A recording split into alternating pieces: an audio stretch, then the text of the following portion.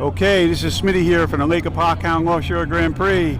We already had a start, and we had to go to a red flag just to update everybody. Here's the start right here coming up. 14 boats in Class 7. The boats are Shocker, Lake Hopatcong Marine, Team Progression, 3rd Edition, Red Rum, Hammersticks, Red Rocket, ER Performance, The Flying Lucy, Hangin' and Bangin', Mac Attack, Chug It, Team Shadow, Student Driver, and Just the Tip. Going down into turn 1 now. Drivers all have to hold their lanes through turn 1. Should be interesting as they get down there. So just to introduce myself, my name is Smitty from the OPA. Our normal announcers, Brian and Brad, aren't here today. We normally don't have a live feed here, but the Yacht Club went ahead and boosted up the signal so we could go live. So I'm your stand-in announcer for a little while. If I make some mistakes, I apologize ahead of time. And we're off and racing here with Class 7. Class 7 today is running 10 laps for 25 miles on a 2.5-mile race course. This is basically what offshore calls the NASCAR version of Bristol Motorsports. Very short course right here in front of the Yacht Club, produced by Jay Muller and company. Probably our 7th or 8th year up here at the lake. Great place to come and watch a race. They're coming down the outside now. Hard for me to see them across, but as they come back across this way, I'll give you a count of the leaders as they're coming across.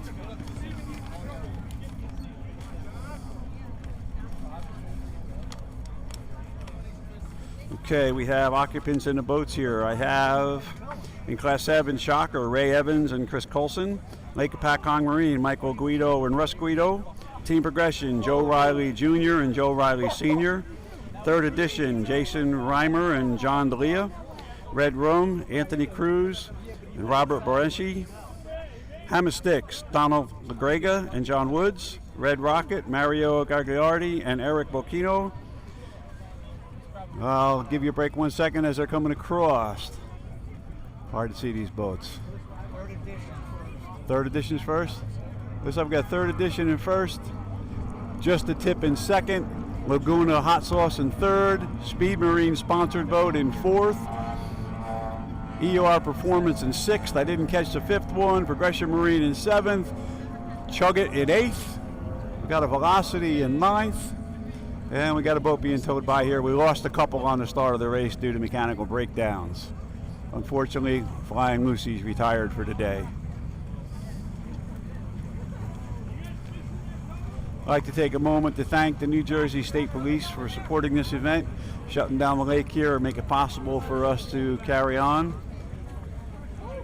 Looks like we have Team Progression already down on the course, heading back to the pit area. That's a shame, all the way out from Long Island.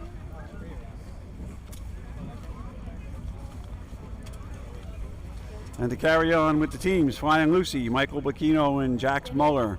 Hangin' and Bangin', John Hughes and Dylan Gold. Mac Attack, Greg Coltnecker, usually tech for most of the offshore racing organizations, decided to put a life jacket on and see what he's got. He's in there with Chris McAteer. Chug It, Jason Muller and Chase Muller, the Muller boys, local to the area here in Muller's House of Pain. Team Shadow, Kyle Zangle and Jennifer, sorry about this one, Nobling, I believe, is a girl in Class 7 running the boat. In Student Driver, we have Nick Mondanello, Frank Polito, and in Just a Tip, we have Cody Mackey and Adam Mackey. As they're coming around the far end of the course, there's a dog leg on the far end to the right side, and they're coming down to the turn 3 and 4.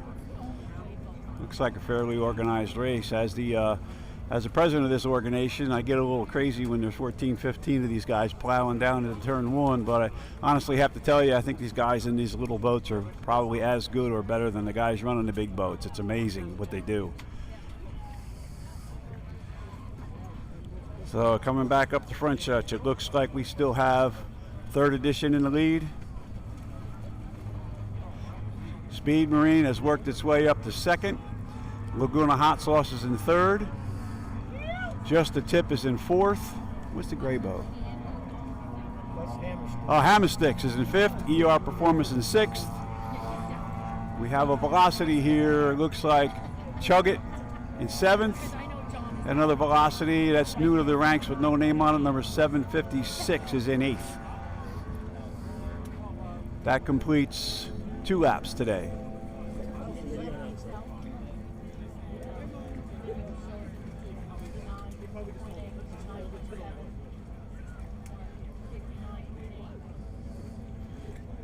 Boy, this announcer job's harder than I thought it was. You have to keep thinking of things to say all the time. What do you got to say over there, Nicholas? You with me?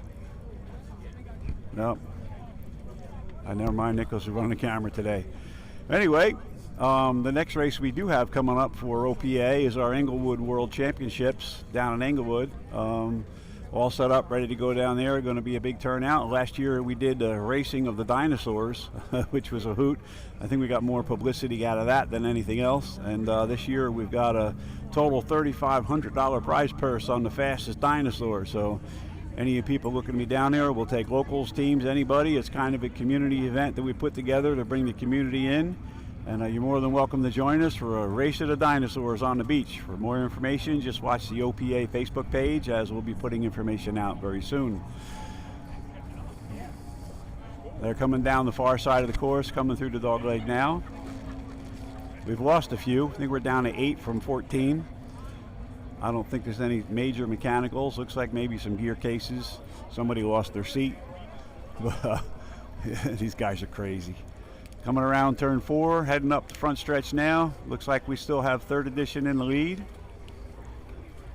And it looks like the Speed Marine sponsored boat, used to be Team Shadow, is in 2nd place. Laguna Hot Sauce is coming up hard in 3rd.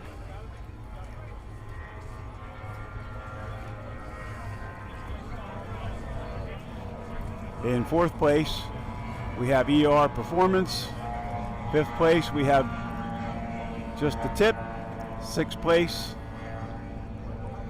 Hammersticks and the Muller Boys in a velocity called Chug It. And behind them is this unknown velocity, number 756. Let me see which boat this is here. 756.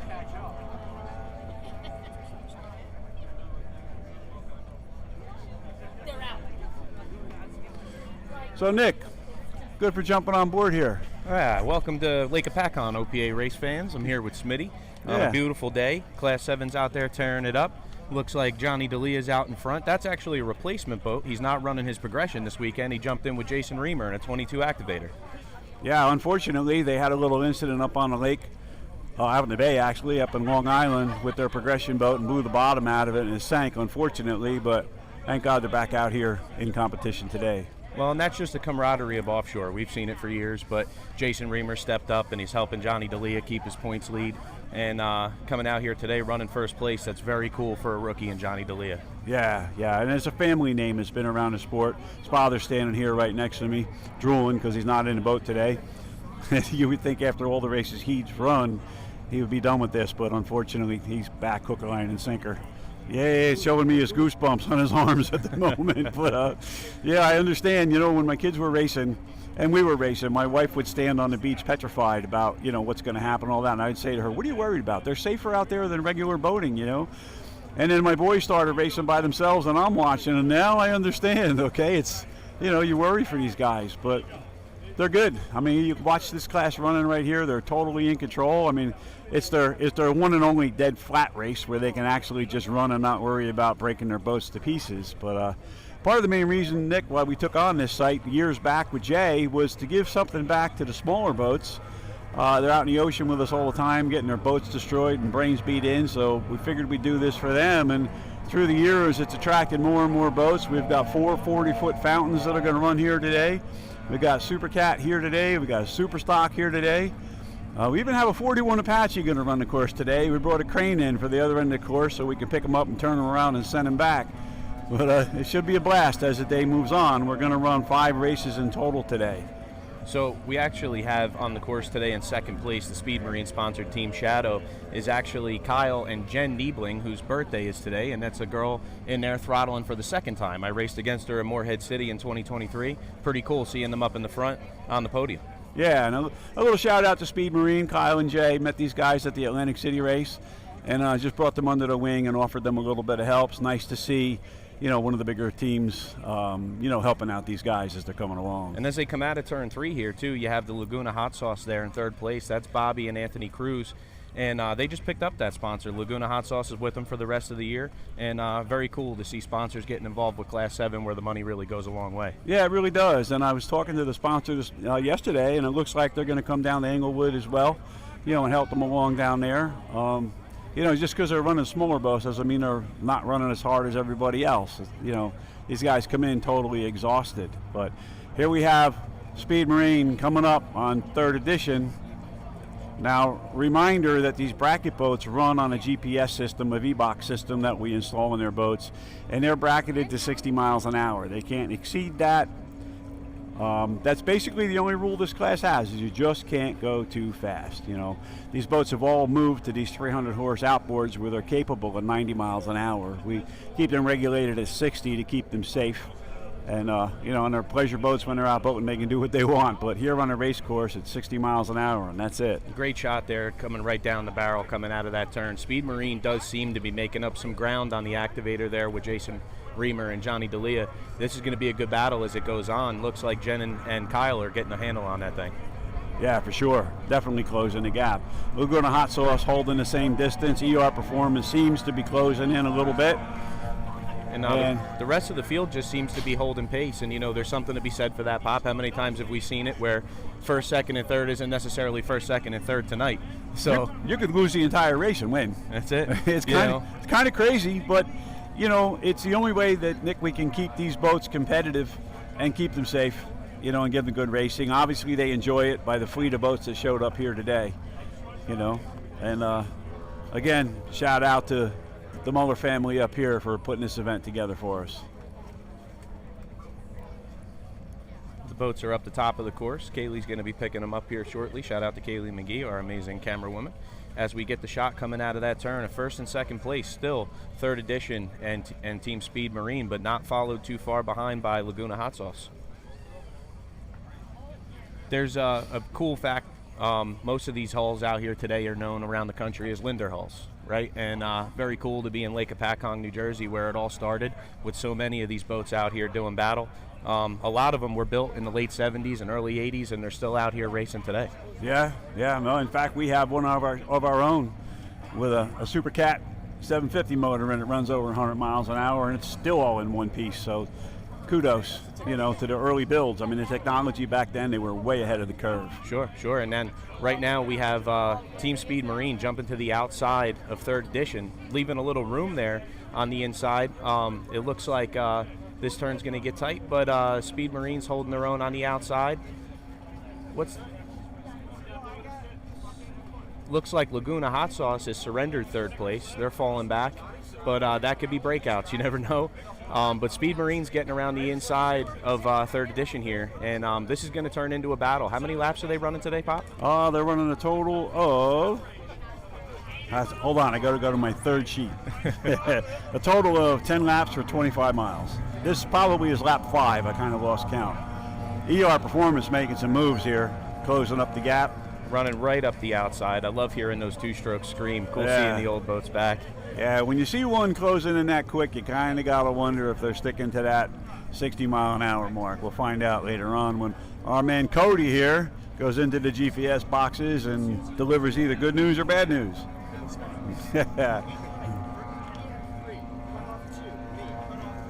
And the Muller boys are still out there in Chugget, rolling along. They came in during the restart and actually bolted their pedestal seat back in that boat so they could get back out there and race. Is that what they did? They sure did.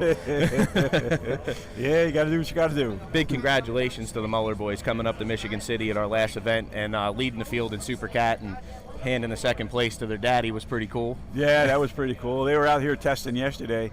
They were running the motion out here in Super Cat, and their dad was running Brian Klimek's 40-foot fountain. Their dad cut them off and almost put them up on a lady's lawn down there in the bottom. So there's going to be a little grudge going on later today between the boys and Pop. This is going to get interesting here. On the backstretch, you have ER Performance that's now taken over 1st place from 3rd edition. They were in 4th, and they're charging their way through.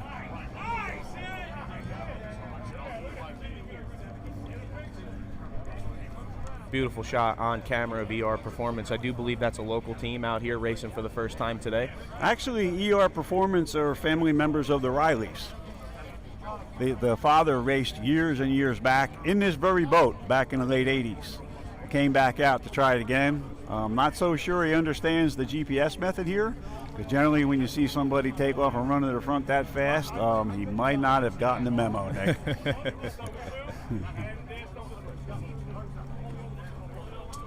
Coming out of this turn now, you see ER Performance out on their tail, and followed closely by Third Edition and Speed Marine. Speed Marine and Third Edition seem to be holding that same 2 to 3 boat length gap. But it seems up in the other end, Speed Marine's able to run up on Third Edition like they got a better handle on that turn. I'll be curious to see if they can get another shot at him by the end of the race. Yeah, I mean, I would go to say that the race is there between those two. ER Performance, I think, is, shall we say, exceeding the speed limit. I believe in innocent until proven guilty, Smitty. Yeah, well, I believe in guilty until proven innocent, so we can agree to disagree on that one. Anyway, we do have a beautiful day here in Lake Hopatcong. Yesterday was absolutely gorgeous. We had 20 of the skiffs and garbies out here yesterday tearing the lake up, packed the place out. I think there was a lot more fans here for that than even maybe the offshore boats. But my hat's off to the JSBR group that runs the skiffs and garvies. We've worked with them for the past couple of years to kind of help get them back up on their feet and get that club going. They really don't need our help much anymore. They're doing a great job, and they're growing, and we're happy to see that. JSBR's been 3 years in the making now. Yeah. And Nick McGee and his staff have come a long way. I mean, they're running turnkey events. They're coming to our events and running right alongside us. The racers there have gelled right with the racers here. It's really become one big family. It's really beautiful to see. Oh, absolutely. And Nick and his guys this morning got me like 7 o'clock in the morning. What can we do? What can we help? And they went out and set the course with Jay Muller, and they're just an asset for us to be around us. It's a great opening act on Saturday. Brings the crowds in, and you know, the whole key here is to get people in here spending money on whatever we have, booze, burgers, or whatever it is that helps pay the bills. And we welcome them around. They ran Atlantic City with us. They've run here with us. I'm thinking where else they might have ran. I think that was it. Morehead City a couple times. Morehead City a couple times. And they run a lot of their own their events local down in the Tuckerton area, which is basically where they're based out of. But if you want to see JSBR, next weekend is their JSBR World Championships in Beach Haven, Long Beach Island, and it's a great event, great town. If anybody's local there and wants to come out and see JSBR, I really suggest you do. And as we're running past the start-finish line, we still have what appears to me is Third Edition in the lead, Speed Marine in second, and Laguna in third. ER Performance is kind of gone. I'll let Nick argue over that one. But we have Just a Tip here in fourth, Chug It in fifth, who's just managed to get past Hammersticks. Muller boys came up to me just before the race. He says, Smitty, we're probably going to make maybe a half a lap. We got a gear case making a racket. Well, we're going to run it till it blows. So in true offshore fashion, they're out there running it till it blows. And we have the velocity coming up. I can't read the number on that. 736. Who is that? 736, 750. I'm sorry, folks. I can't. They're too far away for me to get the number off of that one. Who's that velocity, you know? I don't have the number in here.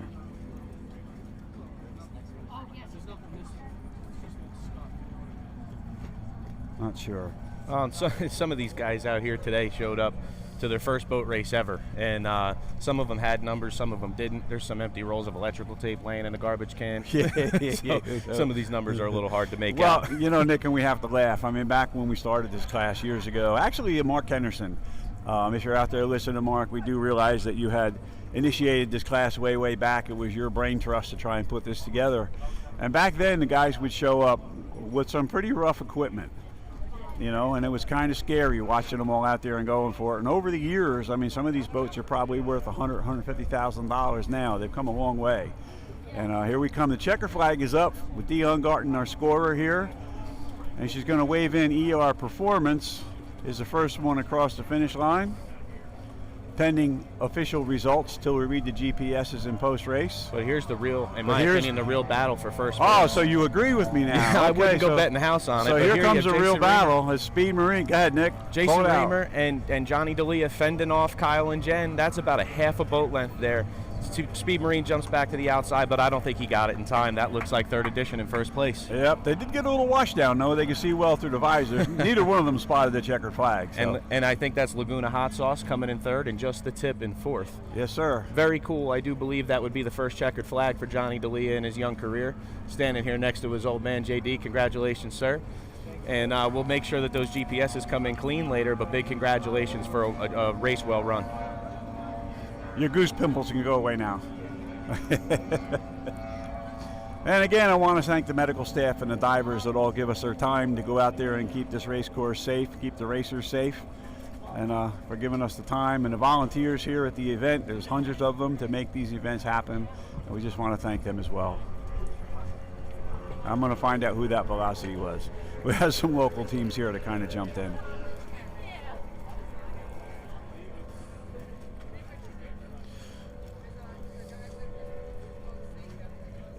Well, I don't think these boys got the memo that it was the last lap. I think they're out there burning off the rest of their fuel. So we'll stay live with you here and bring you some cool pictures of ER performance in Lake Hopatcong, New Jersey. That's Ed Riley, cousin to Joe Riley Sr., who raced 24 skaters back in the day. He's got some seat time, but it's his first time out here in Class 7. And congratulations to him and welcome to the family. Yep. Looks like the whole class is still running. So one thing about boat racers they definitely can't count. To the fans out there that are kind of new to this sport, very high-tech way that we count laps when we're out there in the boats. We take strips of duct tape and stick them to the dashboard, and every time we go by, we pull one. Sounds like a really easy thing to do. I can tell you from personal experience, I don't think I've ever pulled one ever. I never know what lap I'm on. When we run out of fuel, the race is over. And folks, as the boats come by one more time, you're going to see Speed Marine leading third edition across the finish line, but the race was in fact over 1 lap ago. The unofficial first place does still go to third edition.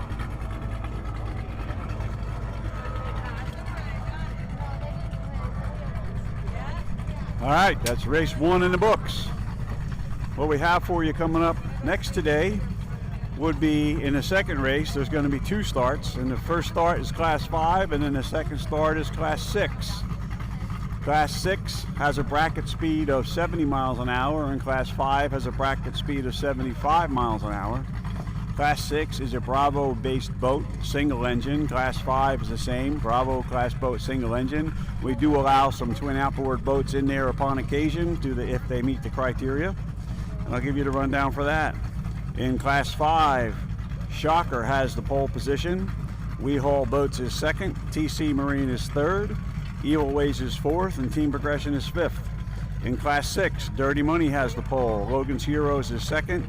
JJ Racing is third. American Hustle is fourth. And Team Horizon, Ray Martino, 70-something, 72 years old, is out there in fifth. Story behind Ray Martino, he walked into my office one day and said that he wanted to go boat racing. And I looked at him, I thought he was joking. He proceeded to tell me that he raced in the Benihana back in 1980 with a cigarette that he bought from Don Arrow at the New York City Boat Show.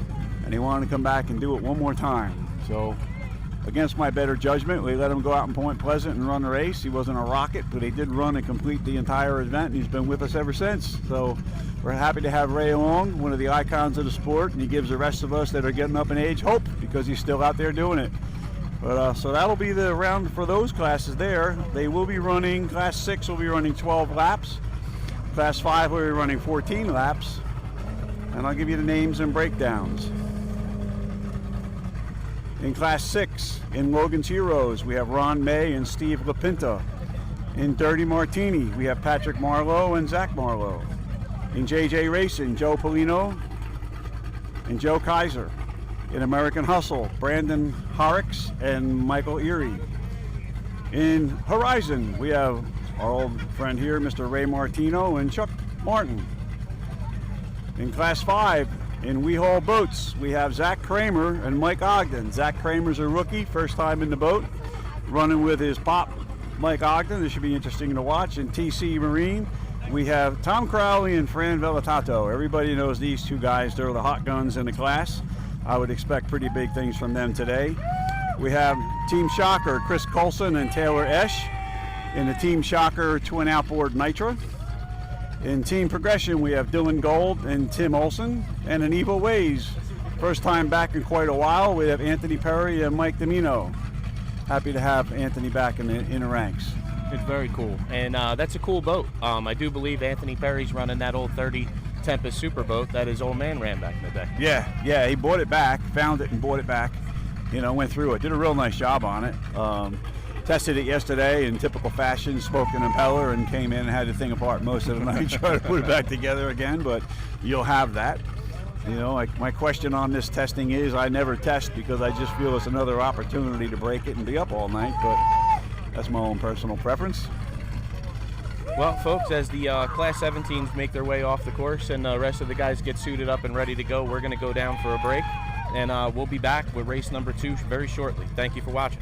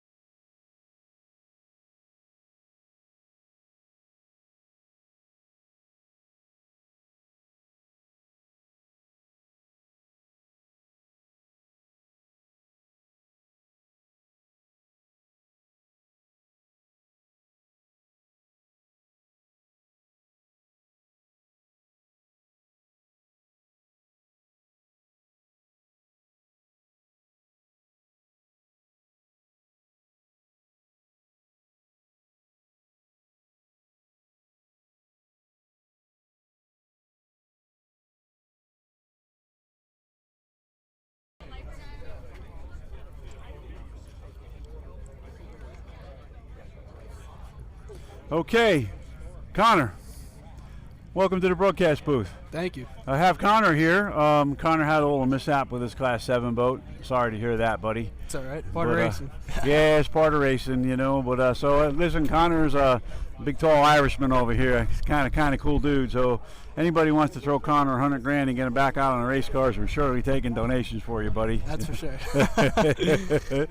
But so yeah, here we go. Race number 2 is lining up. Pace boats have got the red flags up. They're going to take them for a full parade lap around the race course.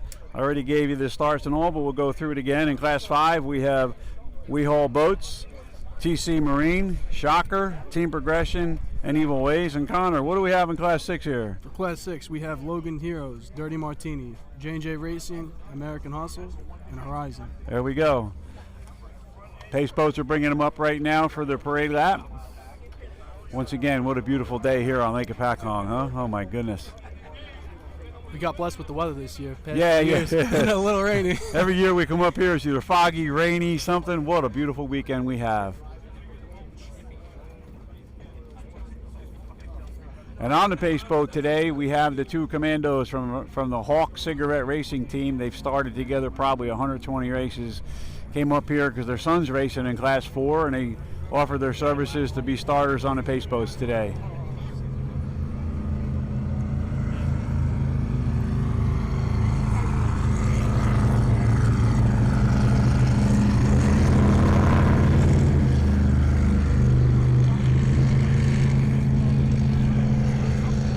That was Class 5 that just went by. On the outside, we've got I believe that's a Velocity with a pair of outboards on it, new to the series today.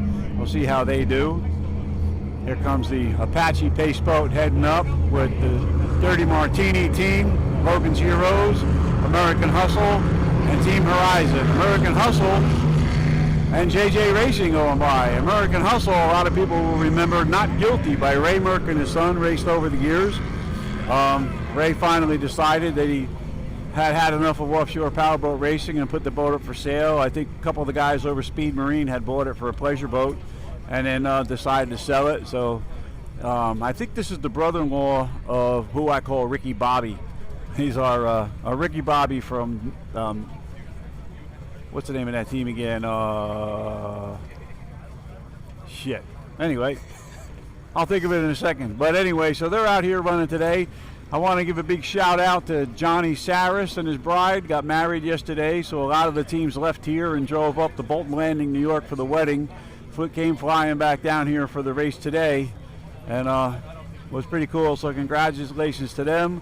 Congratulations to Jason and the Pop. These guys have been racing with us for 20 some odd years, and very happy for the 2 of them. So here they come back down the backside. You got the Formula Pace boat leading the pack coming down. Our drone's going up in the air now, so we'll add the drone to the broadcast so we can get to some better live shots of the corners. I want to thank my son Nick for his efforts with the live stream over the years. He's progressed over the years to a better and better production every time. I don't know about the announcers today. What do you think? We're kind of rookies over here, Connor. I think we're all right. We're doing all right? Not too bad. We're doing all right. I mean, we're not Brad and Brian. We're not Mike Yowalski. We're not any of those big names in the sport. We're getting there. But we're getting there. We're getting there. We're going to go to the broadcast school of Mikey Yowalski and figure this stuff out. Sounds good. Mike, if you're out there, miss you, buddy. Good luck next week down in Clearwater. I hope all goes well for you all down there.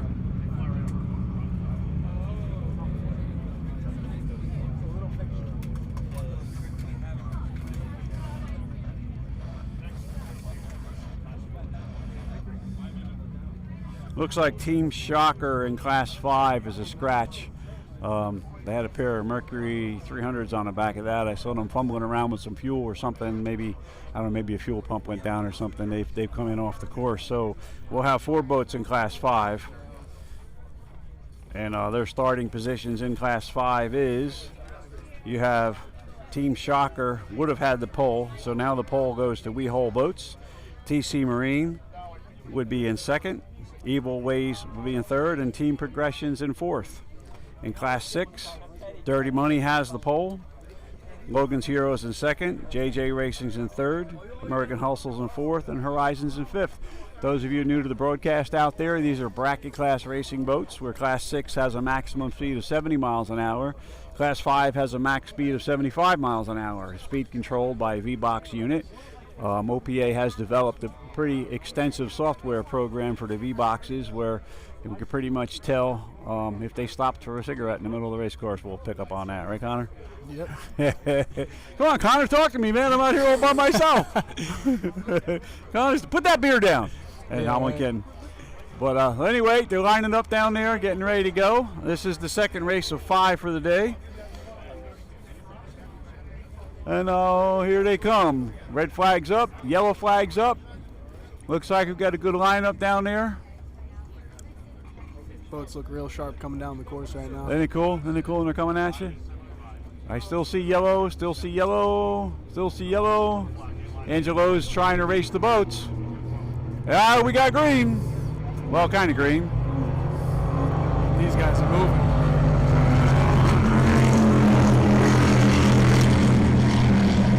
And they're off, down to turn 1.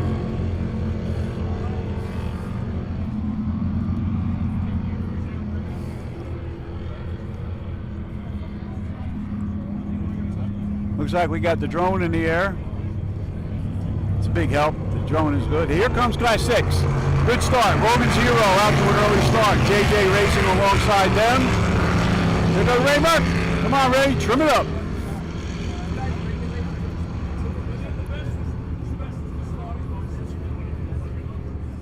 Guys coming around the first turn here.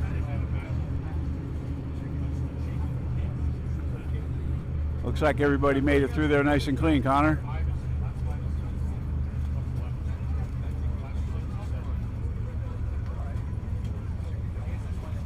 Well, Connor, you know better than anybody else in this bracket racing. In this dead flat water, it's so hard. Yeah. I mean, most of these boats here are capable of 20, 30 mile an hour over what they're actually running. Looks like TC Marine and Franny Vell on the inside with Mike Ogden to their outside, neck and neck, going down into turn 1.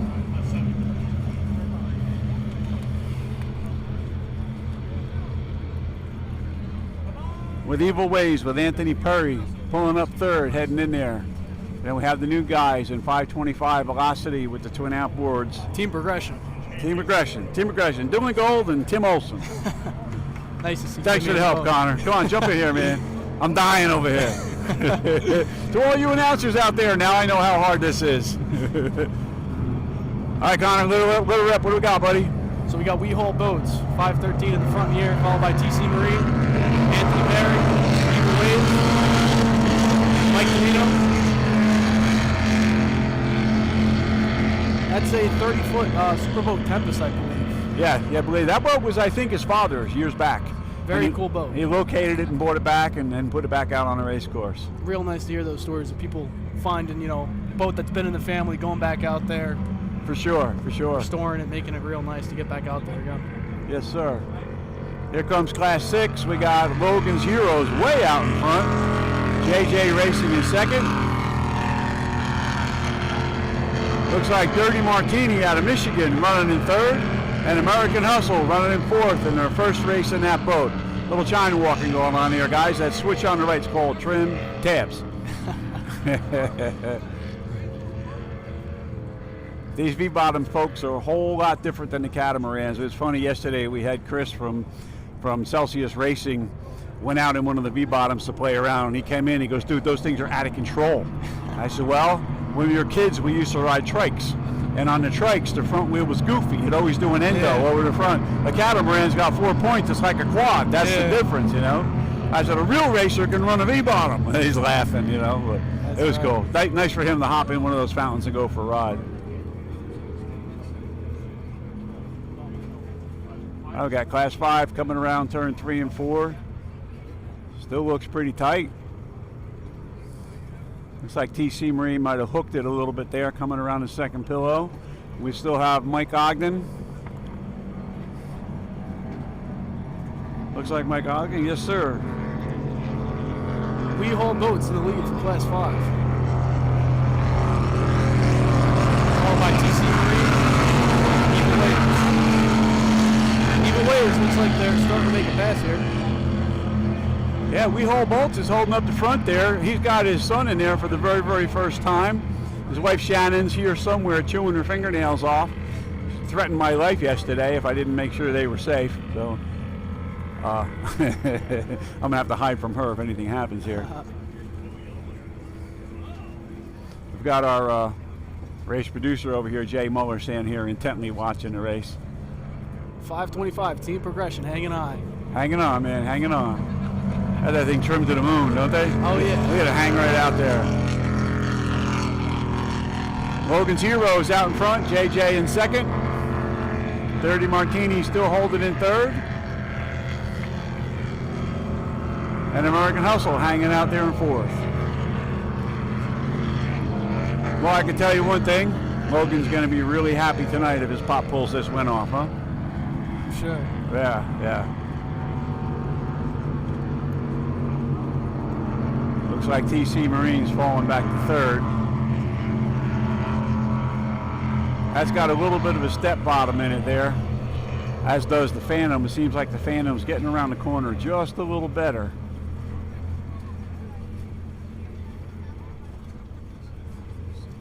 Those guys scrubbing around that turn.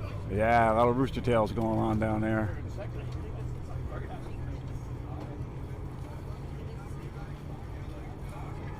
Oh, here comes Ray Martino about to get past. Evil Ways catching some air there.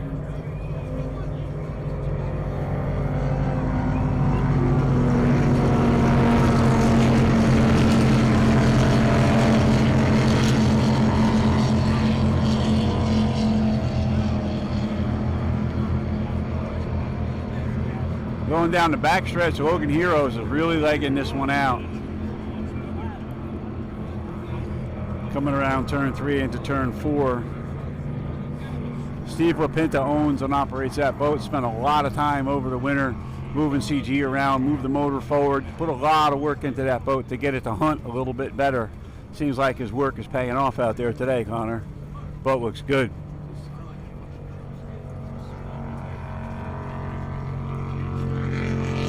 That boat's glued to the water right now. Yeah, he put a lot of time into it. JJ Racing hanging on in second. I believe maybe that was one of Jay Muller's old boats, local here from the race. Right, here's your buddies. There they go. Here we go. Trim it up. Dirty Martini hanging in there and American Hustle. Positions are staying pretty much the same here. Looks like Evil Ways got quite a bit of a lead up here. Yeah, Evil Way's kind of new to the game. I'm wondering if they're sticking to that number. The other two guys are pretty good at sitting on the number, but we'll see how that pans out at the end of the race. It's a good battle there between Mike Ogden and Tom Crowley and Fernie Vell.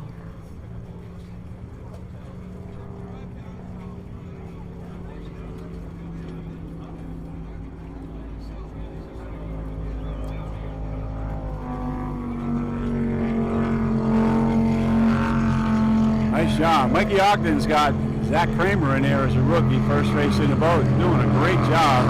They had a little problem yesterday after testing with a split power steering hose. They're running around trying to find him a power steering hose. He pulled out a bottle of epoxy.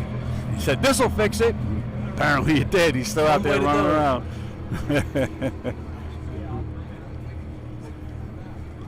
Well, folks, it's pretty wild here, okay? I got Jay Muller standing here. I didn't know I'm standing here talking about him, but there's a guy that's raced Super Cat, Super Stock, I mean, everything under the sun, Class 7, Class 6.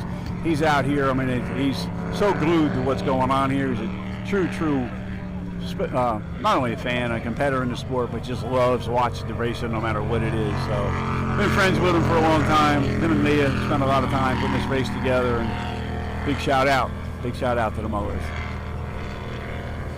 For those of you tuning in at home, if this is your first time ever watching a boat race, highly encouraged. If it is ever near you, you're ever near one of our locations, definitely stop by. It's always a great time to hang out, meet the racers, get the experience. And maybe one day you'll be out here in a boat. You might just get hooked like I did. Yep. Kind of weird though, being here and not out there, right? Definitely, yeah. This was actually my first OPA race that I attended. I kind of just wanted to see what the scene was about, meet all the racers, get the experience, and shortly after, about a month or two after, flew down to Englewood. Really got the entire experience down in Englewood. You guys do an amazing job putting that together, along with the guys down in Florida. And instantly, I was like, I need to get in one of these boats. It was an awesome time. I think I met you the first up in Highlands this year. Yes, And, yeah. You came up here, you were nervous. I could see your knees knocking. Oh, yeah. You were going 100 miles an hour, you know. Hey, so what can I do? What can I do? What can I do? Listen, man, you can do anything you want till somebody tells you you can't. Exactly. So you go for it, you know. And you came out and you did a great job. Yeah. You know, I hope you get a boat back together. We'll be out soon. Yeah, get back out on the water.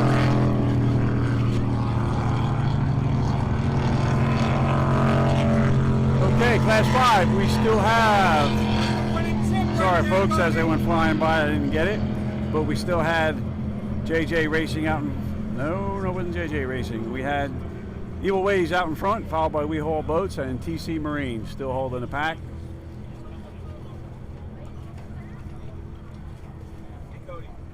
Coming around turn 4 in Class 6. Once again, we have Logan's Hero stretching this lead out considerably over JJ Racing. These guys look like they got a lot of seat time in that boat. Yeah, they've spent a lot of time. He's got Ron May in there with him. Has raced years back. He's got a beautiful restored 28 Pantera that he's raced with a few times. And between the two of them, they've got quite a bit of seat time. We got JJ Racing making a pass here, Class 4.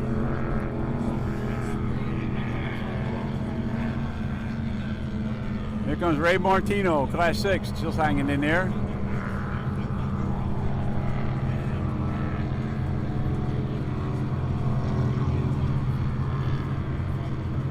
Dirty Martini out of Michigan. First race for them last year was in Englewood. Oh. Yep, they came down. It literally was a dirty martini. The boat was soaked in water, probably. Oh, yeah, it was a mess.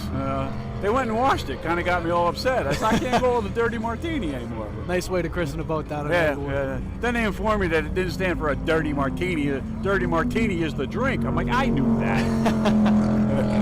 Anyway, so here we have in Class 5th. Class 5, Evil Ways going by out in first. We Haul Boats has stretched it out a bit over TC Marine for second. We Haul Boats seems to be steaming there maybe just a little bit. TC Marine in third.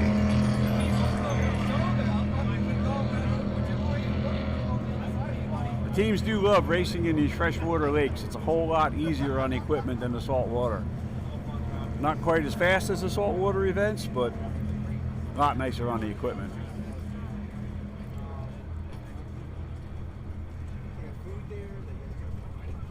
So, what shall we talk about? Class 6. Class 6 is a Bravo-based class. Has to run a Bravo engine on the back is how we basically regulate the horsepower in that class, because you go much beyond 600-700 horsepower, you're going to blow the drive apart. So that kind of regulates Class 6. And Class 5 is 75 miles an hour, still single big block, or in the case there, a pair of outboards we will allow from time to time. Hey Connor, who's going by? There they go, 525 team progression with Dylan Gold and Tim Olson. First time out here on the race course today. Yep, so this is about a 2.2 mile race course, definitely the shortest offshore race course on the circuit. And there's a larger section of the lake down under the bridge on the other side, but the Muller family leases, hold on, I'll stand by as we get Dirty Martini going by. There's Ray. Ray's picking up the pace on that 622 boat. Yeah, definitely made up for some yep, and American there. Hustle on the left.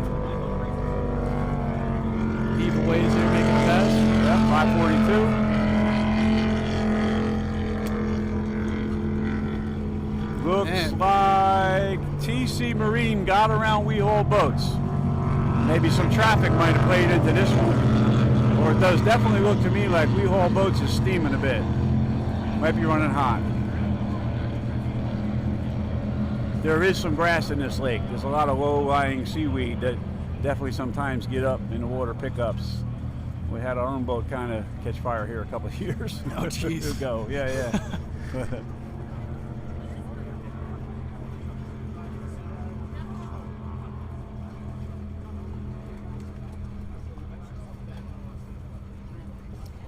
Real nice turnout today. A lot of people came out. Yeah, it really is. I think, you know, with this lake, everything echoes. If you go around, there's mountains all the way around us. So if you live here, you know there's a boat race going on. You know? There's a lot of parties in backyards, people hanging out off their docks. It's really awesome.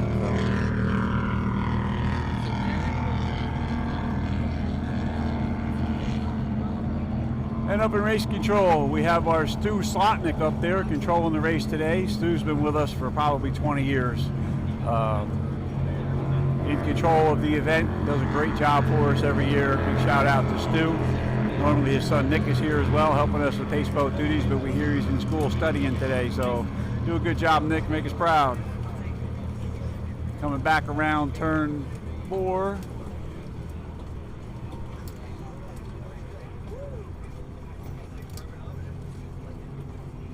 Boats are starting to overtake each other now, so it's getting a little strange, but we do have Dirty Martini out here. Evil Ways from Class 5 coming up to pass American Hustle in Class 6. Tom Crowley and Freddie Lilicato with number 514, TC Marine. Mike Ogden, boat number 523, and We Haul Boats in third.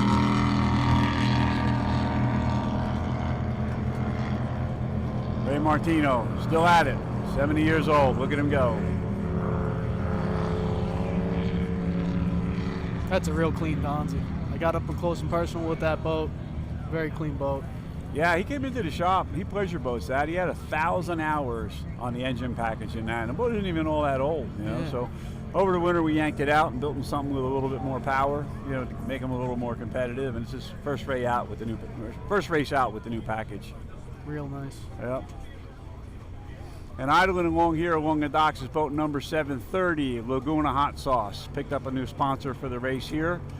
Met the guys out in the pits here. They got a tent set up promoting their Laguna Hot Sauce. They'll be in Englewood with us as well. Nice to see a Class 17 pick up a national sponsor. Yeah, definitely. Yeah, they do a great job. Bob and Anthony are great guys. They run that boat real hard. And it's a beautiful boat. That wrap came out amazing. Yeah, It was very cool on that. JJ Racing coming by.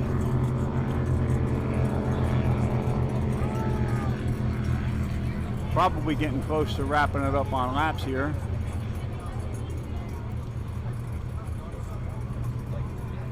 I can't keep laps in a race boat. I can't keep laps in a booth either. I'm a loser.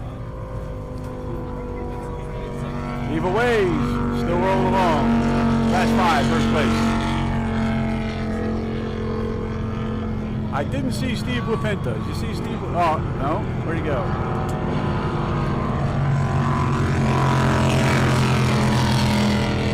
TC Marine, followed by We Haul Boats.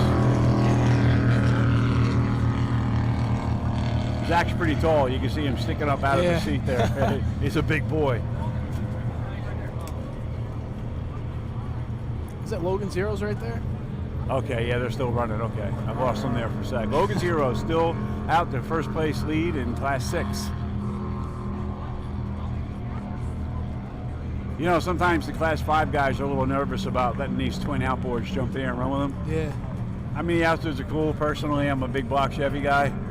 Those outboards can't catch them big block Chevys. Yeah. They might last longer. I don't think they're catching them. I do love a big block Chevy. Raymer coming around again. He came around quick. He must have cut across and took a shortcut that time.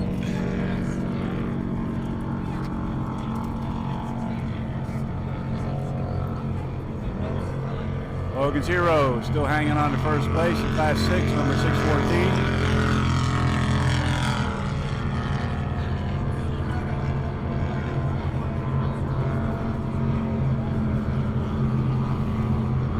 614. J&J Racing coming by. Hanging tough. This drone footage we got is real neat. I think that's an earlier Martini haul, if I'm not mistaken. Not sure. J&J? Yeah, I think that's what it is.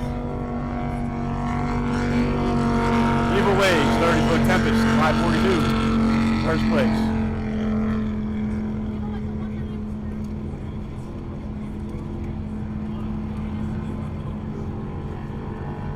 And and TC Marine, 514, Franny and Tommy doing a hell of a job. Dirty Martini, second place in Class 6. We Haul Boats, third place in Class 5, and American Hustle, that would be third place in Class 6. I'm getting confused. I don't know how the scorers keep track of this. It's all right. I'm no better than you.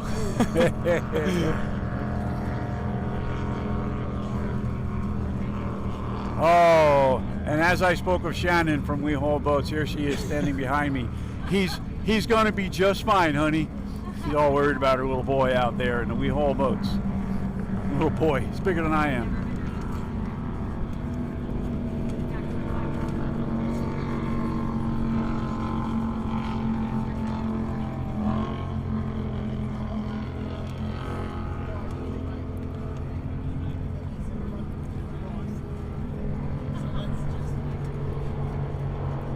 Got to be running down maybe the last lap or so. Here we have Logan's Heroes still out in front, number 614. I don't see the flag up yet from our chief scorer, so I'm assuming there's at least one lap left. Ray Martino still hanging in there, 6:2:21. JJ Racing. This Evil Ways boat's gone by a lot of times, hasn't it? Yeah.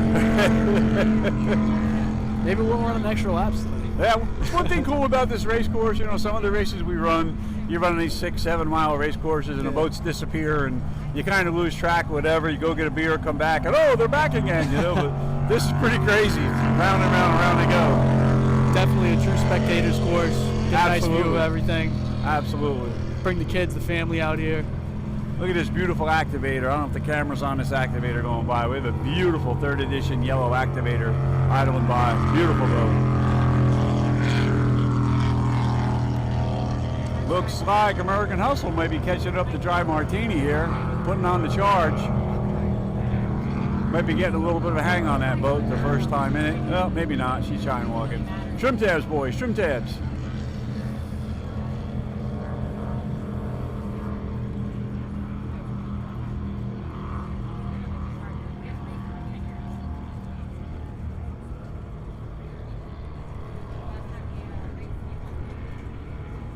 And here comes our twin outboard Class 5 entry, bringing up the rear. Still hanging in there. Trimmed up, airing it out beautifully. Nice set to that boat.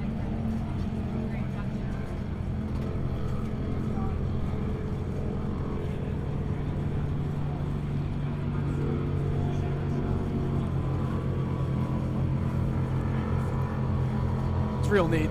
You know, these guys go out on the weekend, hang out on some of these boats, and then show up to one of these races, a local race or two, have some fun with it. Yeah, no, it is. We always had this mindset that a race boat isn't a pleasure boat because every time I took my race boat out for a pleasure, first lap of the next race, Yep, boink, something's gone. something bit me. Might have been a beer bottle rolled out from under the seat, got stuck in the gas pedal or something to that effect, but they definitely don't make good pleasure boats.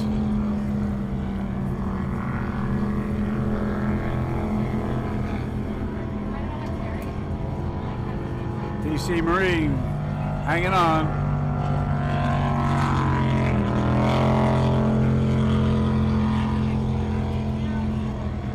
Ray Martino looking pretty good out there, Ray. Class 6 boat. Little Donzie hanging tough. We Haul Boats coming by. Still hanging in there. I might be wrong about the steam, but she does look like she's steaming out the back.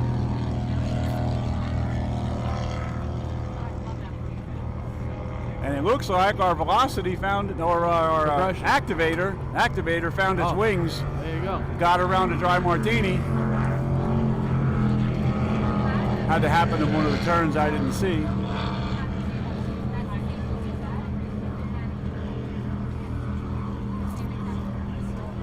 And I see our scorers dragging the checker flag out, so we must be coming to the end of this one.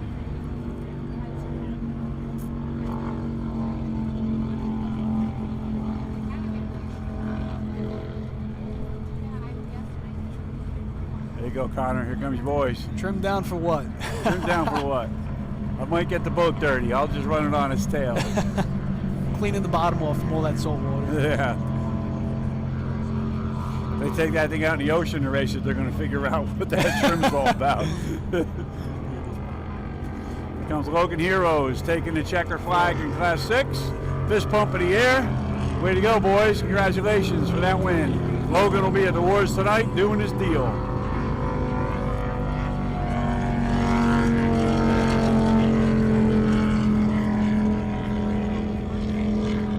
Class 5 is running 2 additional laps. Class 6 ran 12. Class 5 is running 14. So we probably have 1 more lap for Class 5. JJ Racing is finished, 2nd place in Class 6.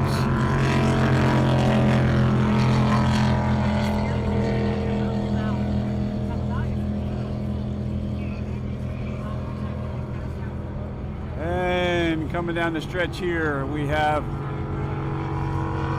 We Haul Boats. Where TC Marine go?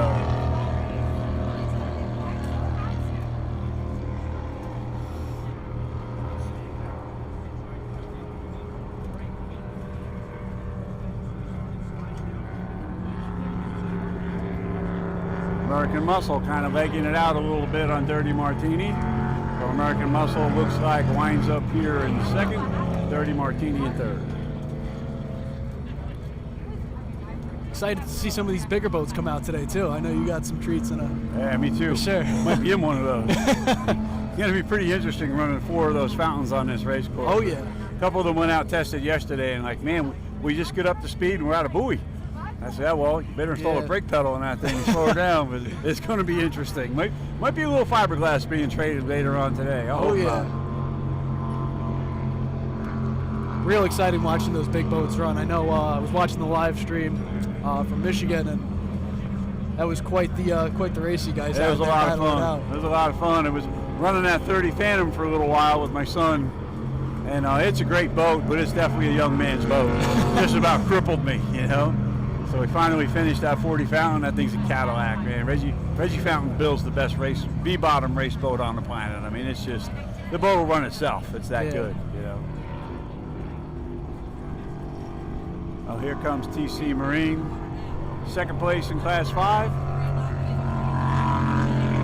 JJ Racing on an extra lap in Class 6. And we got a battle down here in turn 4 coming off the turn. Looks like Dirty Martini got back around. Oh, no, I'm sorry. That's We Haul Boats. We Haul Boats in 3rd place, and Logan's Hero on an extra lap in Class 6.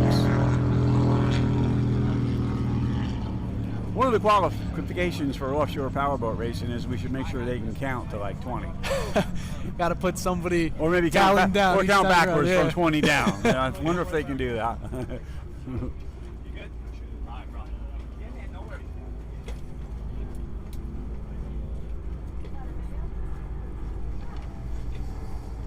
American Hustle rolling across the finish line. Great job, guys, for your first race in that boat. And here comes Ray Martino. I don't know if he's still on the finishing lap. Yep, according to the score, he is. Great job, Ray. Such a good-looking boat right there. Good-looking boat. My son Anthony just built in the power for that over the winter. He's got some new power, some new steam in there. It runs really well. Sounds real good, too. Yeah. And that wraps it up, folks, for Class 6 and Class 5 for today. Nice to see a nice, clean event. Nobody in the water, nobody upside down. Always makes my day, you know. Take a break. Okay, we're going to take a short station break here while we get the next race ready. And thanks, Connor, for jumping in with me. Don't go anywhere because you're I don't know what to say. You're a big help, buddy. I appreciate it. Thank you for having me on. I appreciate it. It's always a pleasure. All right.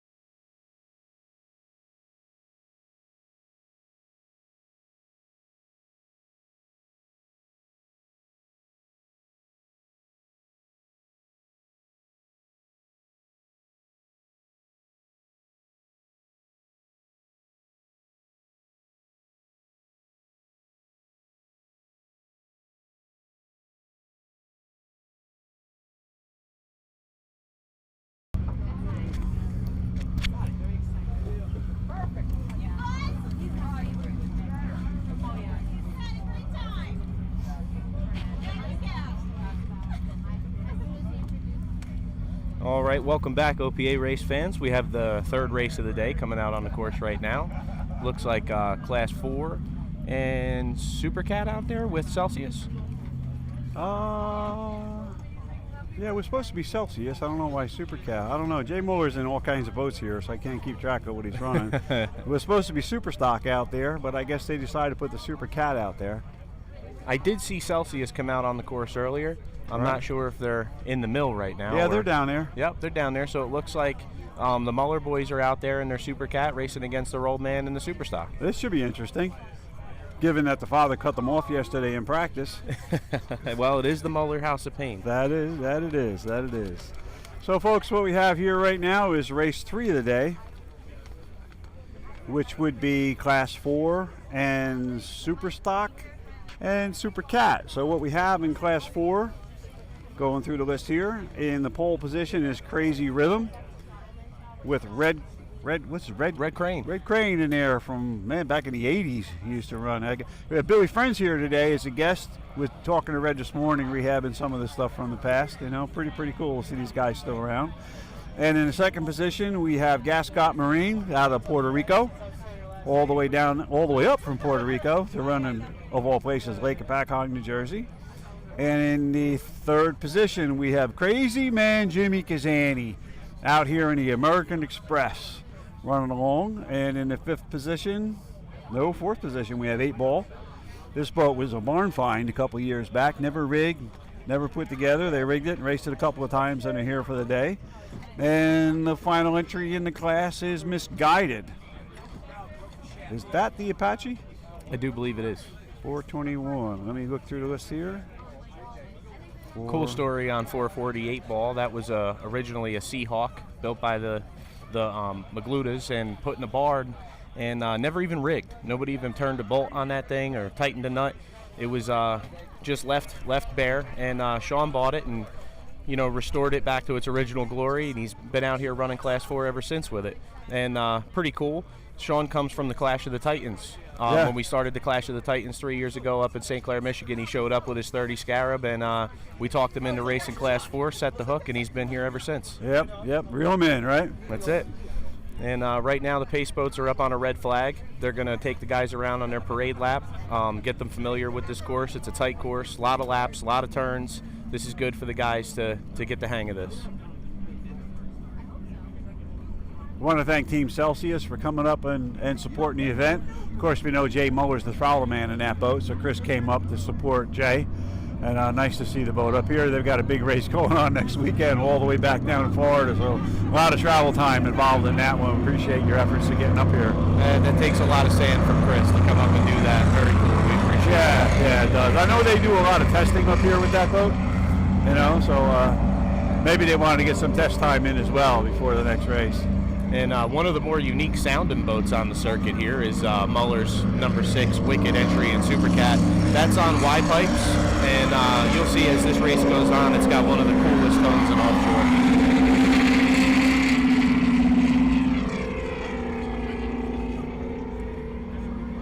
We want to thank our sponsor today, American Custom Marine, for making this happen. Lake Hopatcong's a small event.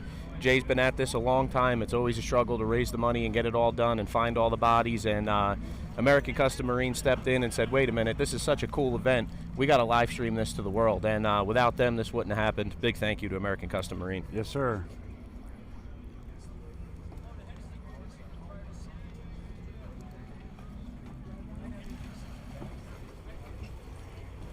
Boats are just making their way around the top of the course. You know, it's kind of cool, Boom. Used to come up here and water ski when I was like 10 years old. Well, we can do it again. I think we can hook up a set to that 40 fountain of yours. Do a water ski race? I think you should let me drive, and I'll pull you around. I don't know about that. I think I'm dumb, but I ain't stupid. As the boats make their way back down the backstretch, pretty cool on this race course. There's a dog leg that they go around before they get to the top turn near the bridge, and that dog leg is not very severe of a turn, but it's very elongated. And in the spec classes and some of your wide open racing applications, it's very hairy as you hang that right hander for almost a quarter of a mile. Yeah, definitely. In the bracket classes, this is this is almost like shifter cart racing. It's who can get the line the fastest, the tightest. In the spec classes, you're going to see these boats trying their best to keep the speed up with all these turns and the short straightaways. And it really becomes who can hang on to one the longest. Yep. And as the day goes on, you'll see those fountains come out. Smitty will step out of the booth and go out there, and you'll see the real technical side of the sport as those boats come out on this tiny course. I don't know how technical. We'll see. We're still discussing with my son where we're going big or going small. It really isn't much of an option here, man. But anyway, I'll run through the roll call real quick in Class 4. In American Express, we got Joe Patterson and Serafini Kazani. In Crazy Rhythm, we have Jerry Hayden and Neil Crane. In Gascott Racing, we have Raul Gascott and Raul Gascott. They both have the same name. Father and son, Father senior and and junior. son. Junior and senior, yeah. And in Misguided, we got Mark Rossetti and Brian Devines. And in 8 Ball, we have Scott Keller and John Keller in there doing their duties. John Keller's usually got pace boat duties. He's out there racing today. Gets to go play. Yes, yes.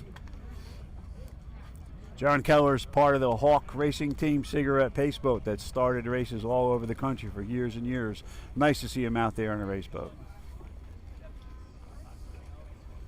So this class will be running in Class 4. They'll be running 18 laps for 45 miles. Super Cat will be running 20 laps for 50 miles. And Super Stock will be running 20 laps for 50 miles as well. But they do get around this race course in a hurry. This won't take long. Doing a great job, and you're right. You don't want to be on camera. The girls will kill you. We're getting some comments from the peanut gallery back there. Actually, we have Billy Friends here with one of his producers from Speed Marine back in the day, coaching us on what we should do. We're taking some good advice, but he wants a camera on the two of us so everybody can see us. So I'm like, yeah, no, I don't think so. We're not the rock stars. Rock stars are out there on the water. We Here we sure are missing our rock stars, Yes. Brad Harrington and Brian Baldry, but we're doing our best to stand in for the boys out in Missouri. Yeah, can't wait to have you guys back. This is tough, man. Anyway, we got the pace boat up on a yellow flag of class. Actually, all the boats are in the same lineup. Here we go. We're still yellow, yellow, yellow. Green and we flag. got green flag.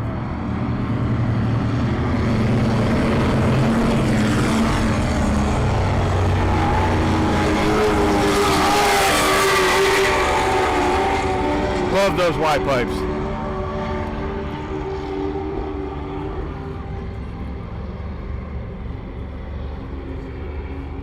Turn 1 should be interesting. Sorry, we can't give you some more drone footage of that down here, folks. I think our drone had an encounter with an alien bird. Kind of took out the rotor, so drone's been grounded for the day. I believe it was an assault pigeon. Assault pigeon. Coming out of turn 1 first is Celsius running unopposed right now, and Wicked running unopposed just behind them. To the inside of them is the Class 4 fleet. We're going to pick that race up as they come into frame here. And it looks like Raul Gascott and Raul Gascott Sr. are out in front in GMS.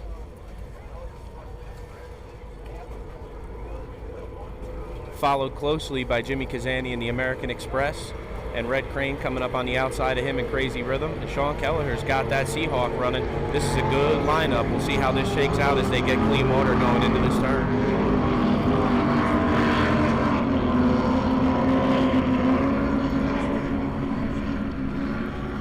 Looks like the mower boys are closing in on Dad.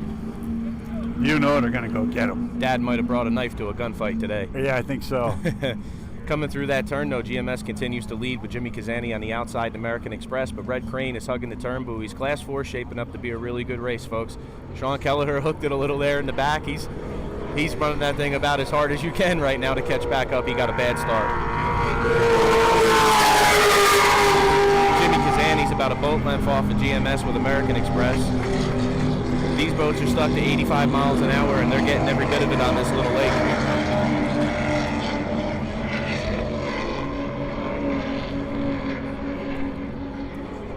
As we lose them in the camera frame, folks, we'll do our best to keep you updated. Celsius is through the turn, as well as Wicked, about half a lap ahead of the Class 4 fleet now, which means Class 4 is going to have some clean water to start really getting into a dogfight. American Express pulled up the inside of GMS but couldn't hold the line. They're still running second. In third is Crazy Rhythm.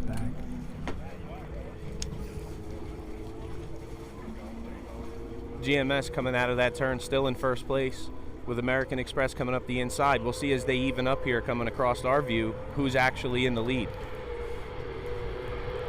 Pretty tight battle down there in Class 4. It's Pretty a tight cool. battle. For my money, I think Jimmy Kazani's taking the lead in American Express. Looks that way. He has indeed. Jimmy Kazani now with a 3-boat lead over GMS and American Express. It's cool watching the 2 old school V-bottoms back there. My heart goes out to those old V-bottoms. That's where the sport started. The battle right now is Class 4. First and second and third and fourth are separated by a matter of 1 or 2 boat lengths. The Catamarans are out front. The V-bottoms are doing battle just behind them. American Express now exiting that turn with GMS. It looks like the big blocks are taking over now. I mean, the torque coming out of the turn. American Express is now laying it down 2, 3, 4 boat lengths out. But Sean Kelleher's fought his way through the field, moved up into second in Seahawk after a horrible start. Hats off to him. Crazy Rhythms out there running on a pair of small blocks have been in that thing for like an eternity. They took it apart after the Michigan City race and found about 3 or 4 rocker arms floating around in the Camp Valley. So, I don't know. They got it back together. I know Tyler Crockett put a lot of time in getting them together and getting them back out here. So I hope it stays together for them.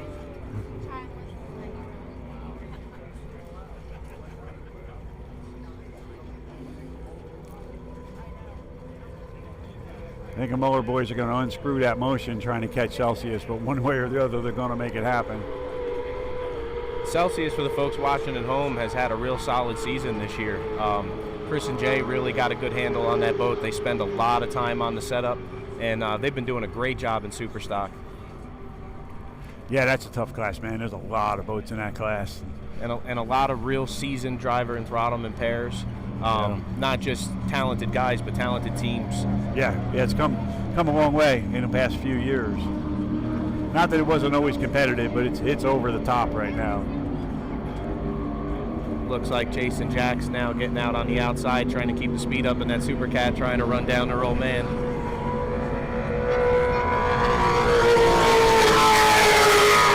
But the battle now is for first place in Class 4. It looks like 8 Balls moved to the inside on American Express and got him coming out of that turn.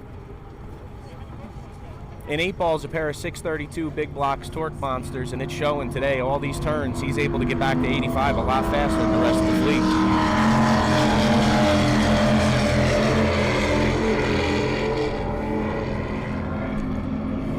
Well, Kazani's in there just finishing up his antipasto salad. As soon as he wipes his hands off, he'll get back to work.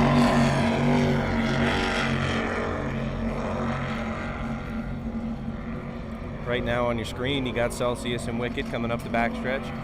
It's a really cool view here on this little lake, because usually you see these boats running out in the ocean and you really can't get a reference for how fast they're going. Yeah. But here on the lake with the backdrop of the woods and the mountains, you can really get an idea of how fast they're traveling across that backstretch.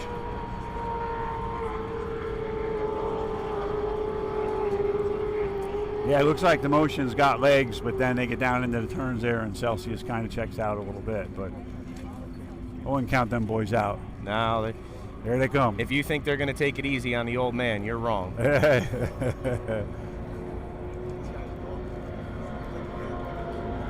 Muller showing a little bit of his veteran instinct there, pushing him out off that turn. Jason Jacks got that motion sideways, got up on the inside of Jay. We got a boat race. Come on, boys.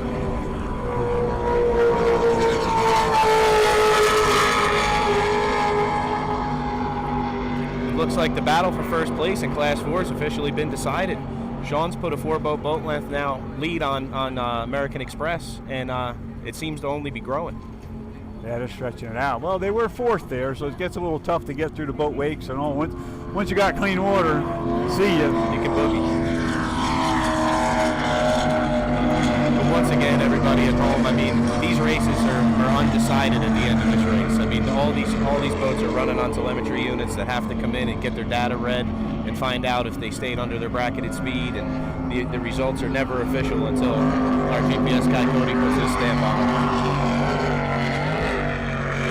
Right now, coming down the backstretch, Celsius and Wicked, this is shaping up to be a battle.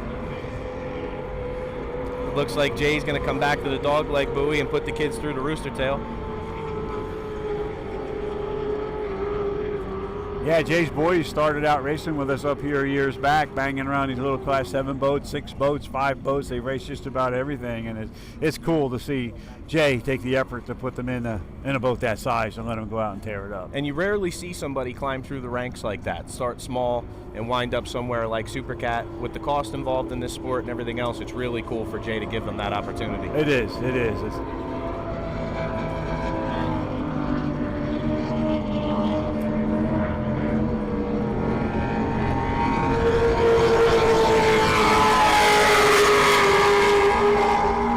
Right now in frame is the Seahawk 8-ball, still holding about a 3-length lead over American Express, and those two boats have opened up about a quarter of a straightaway over 3rd and 4th. GMS and Crazy Rhythm are still running 3rd and 4th, and right now Sean Kelleher, it's his race to lose. Yeah, that boat's still got that little bit of a porpoise in it. They're trying to work that out. Looks good. Looks much better than it did. I was talking to Sean on the fun run on Friday over at Lola's, sponsor of the event, and Sean came up to me and said, "Man, I just got to shake my nickname." And I go, "What's your nickname?" He goes, "Hatches Up." That's good. That's good. So it's good for Sean getting these laps in and running as good as he does. He's put a lot of time and effort into that boat. Yeah. Right now on the backstretch, Wicked's pulling up even with Celsius on the outside coming through the dogleg. I'm sure there's some communication going on back and forth over there. It seems that Chris and Jay's preferred line is to come in tight on the apex and run off the exit. But the boys didn't leave him any room there. I guess the last thing Jay wants to do is put a hole in his own boat, huh?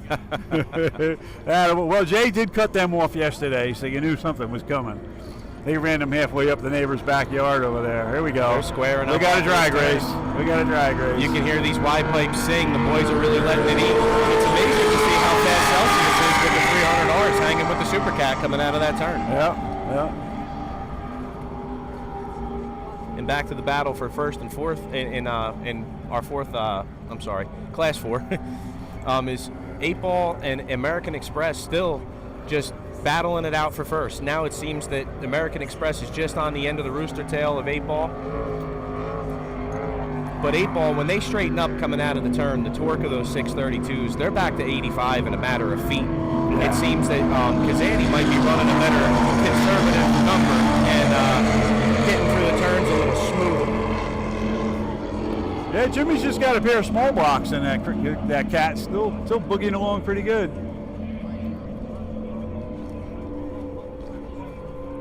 Here comes our team from Puerto Rico. But right now, the battle on the backstretch is Wicked and Celsius. It seems like Celsius can get to him to the dogleg, and then it seems like the boys get into that turn a little bit faster. Right across the front of them again. Man, they're ruthless. But there's the Class 7 for you.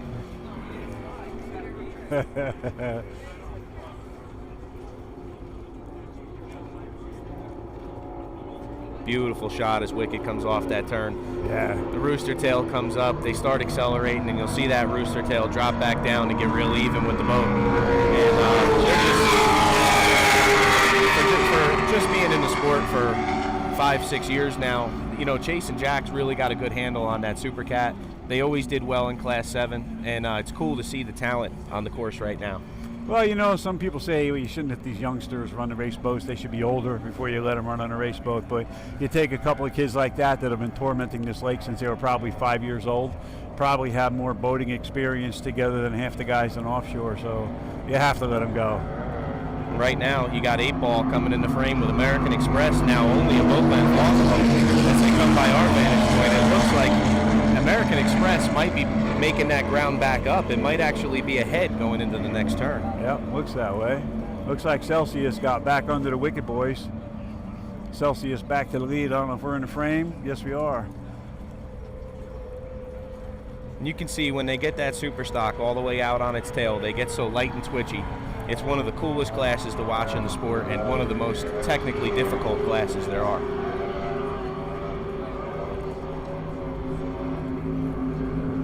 see if Chase and Jax leave Jay any room here.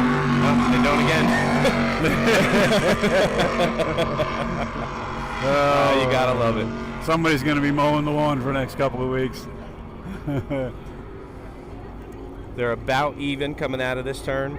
Celsius is just to the right of the wicked boat in your frame, and it's really come down to a drag race off of this corner back to the checkered flag. I don't know how many laps they have left. I think we're running about 25 today in that class. But that's going to be where the race is decided, coming off of that corner. Looks like Kazani got back around out in the front there, going down at the 3 and 4. Let's watch him come off turn 4 and watch the acceleration of those 632s. This is where it pays.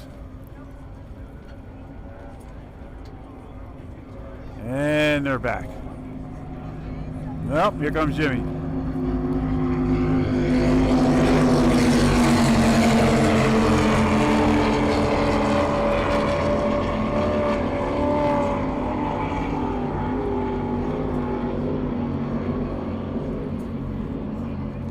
Right now in the backstretch, Celsius is taking about a 3-boat lead over Wicked, which will probably change as Wicked gets his legs under it here coming into the dog leg.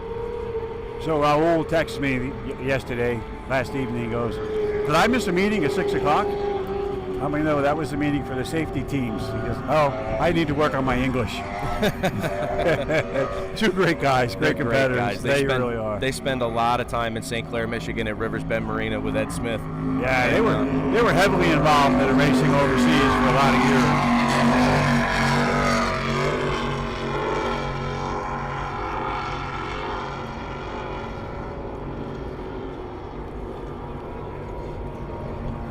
Coming off of what's actually turn 7, Wicked seems to have got about a half a boat length lead back on Celsius. Again, 2 different classes. They're both running unopposed in their classes, but not if you ask them. That's a dogfight today in Muller's House of Pain. If it's got props on it, we're going to chase it. American Express now about 4 to 5 lengths ahead of 8 Ball coming out of turn 7.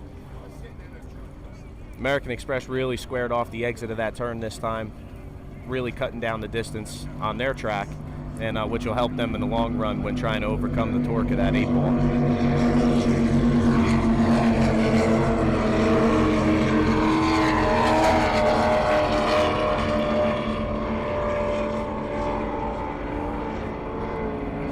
In your shot now is Crazy Rhythm, owned by Jerry Hayden. Jerry's been putting a lot of time into his race team, searching for sponsors and hauling to every race he can find, even the ones we cancel sometimes. Yeah, we had a cancellation of the Point Pleasant race last year due to all the Canada fog or smoke or whatever that was rolling through there. And they had an Airbnb rented anyway, so they came down and killed the weekend on the boardwalk at Point Pleasant. They said they had more fun than if they were boat racing. Jersey Shore is a good place. Jersey gets a bad rap because some of the areas around, but like you come out to Lake Hopatcong, the Jersey Shore area, I mean, it is a beautiful state.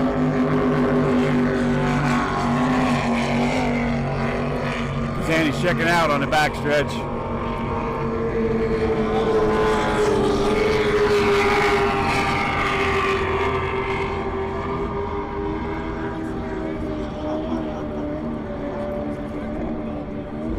American Express coming out of turn 7 now with about a 8-boat lead over 8 Ball. You might remember Jimmy Kazani from the days of Alex and Annie. Towed that, was that a Platinum? Yeah, Platinum, 40 Platinum. Towed that boat around to all the races and handed out magic markers and let all the little kids sign it. Jimmy Kazani's a household name and a fan favorite. Yeah, I called him up a couple months ago. I hadn't heard from him in a year or so. I called him up. I said, where's my Jimmy? He says, man, I can't even talk about boat racing. I get teary-eyed. I miss it so bad. I said, well, you don't have to run that $1 million Platinum. Why don't you drag that old cat out and come and play? So he came to a race, and he's like, man, this is great. I'm happy to be back, and we're happy to have Jimmy back. He's just an asset around the fans. He's up close, personal, energetic, and just a really, really good guy.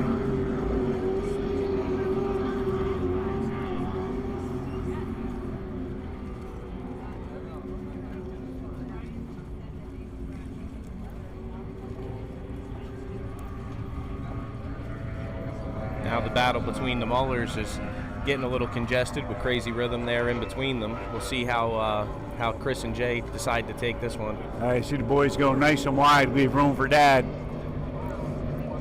Yeah, Chase took that thing all the way out to the no-wake buoys. That's just veteran experience right there, not to put his old man in a bad way.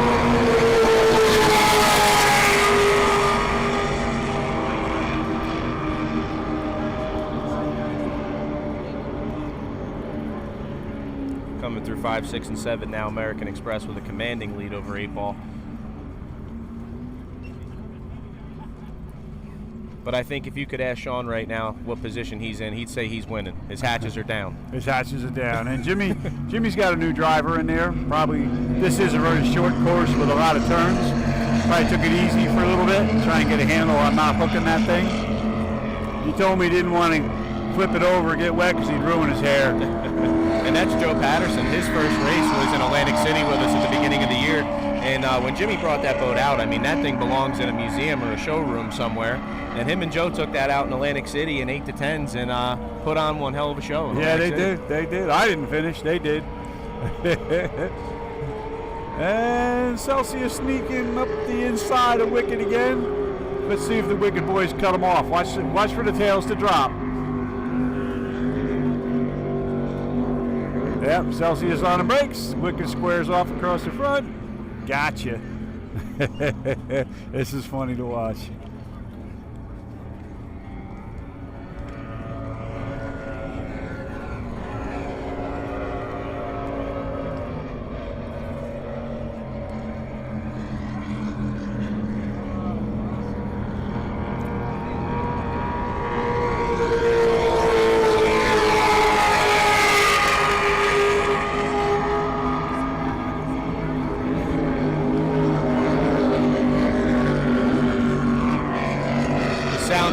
Pipes is almost patented by Billy Moff with the number 6 WHM. Yeah, you know what's so cool about this up close and personal on a lot of the live streams, you can't hear the boats.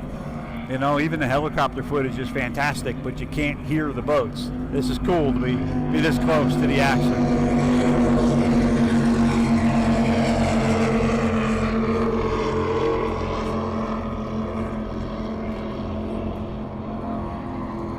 Right now, coming out the backstretch, you have GMS Marine Services, Raul and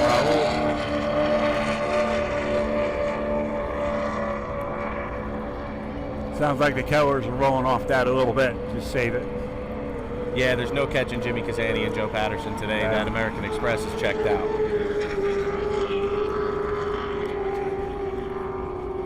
Be an interesting development here going into 5, 6, 7. You got Celsius to the inside of Wicked, the same battle you've been seeing all day with the Gascots there just coming out of turn 7. See how these two boats handle this.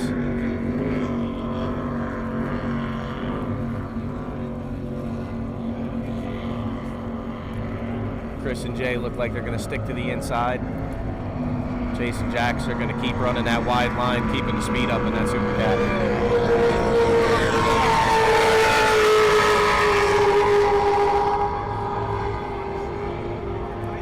Right now, you got a great shot of American Express just on cruise control at this point, coming through 5, 6, 7.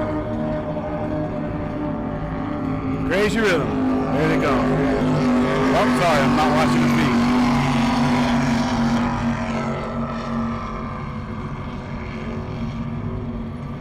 It's cool to see the old race boats still on a course, still competitive, and still able to be applied to this bracket class setting that we've been in for the last 25 years. Something we don't talk about much. It's been going on for so long. I guess sometimes we just assume everybody knows what it is, but these are speed bracketed classes, very similar to what you would do in a drag strip, where the boats can't exceed a particular mile an hour. And the reason why we do that is because back in the day when you had a common engine package and boats built to the same specs, it was possible to have wide open racing. But now with so many different boats from so many different applications competing, and boats not quite cheap anymore to buy, you have to come up with a way to get every boat involved. If you're home and you got a 30-foot Scarab and you're thinking you want to go boat racing, but you got twins or you got a single and you're not sure where you fit in, OPA's got a place for everybody here. There's a place in every bracket class. We'll always make it work, and the racers are always willing to bring you in. All we really want is more competition. Yeah, no, you hit the nail on the head there, buddy. You know, the cost of boats today, whoa, somebody going for a wild ride down there. The boys from Puerto Rico took a little trip, but they're all right.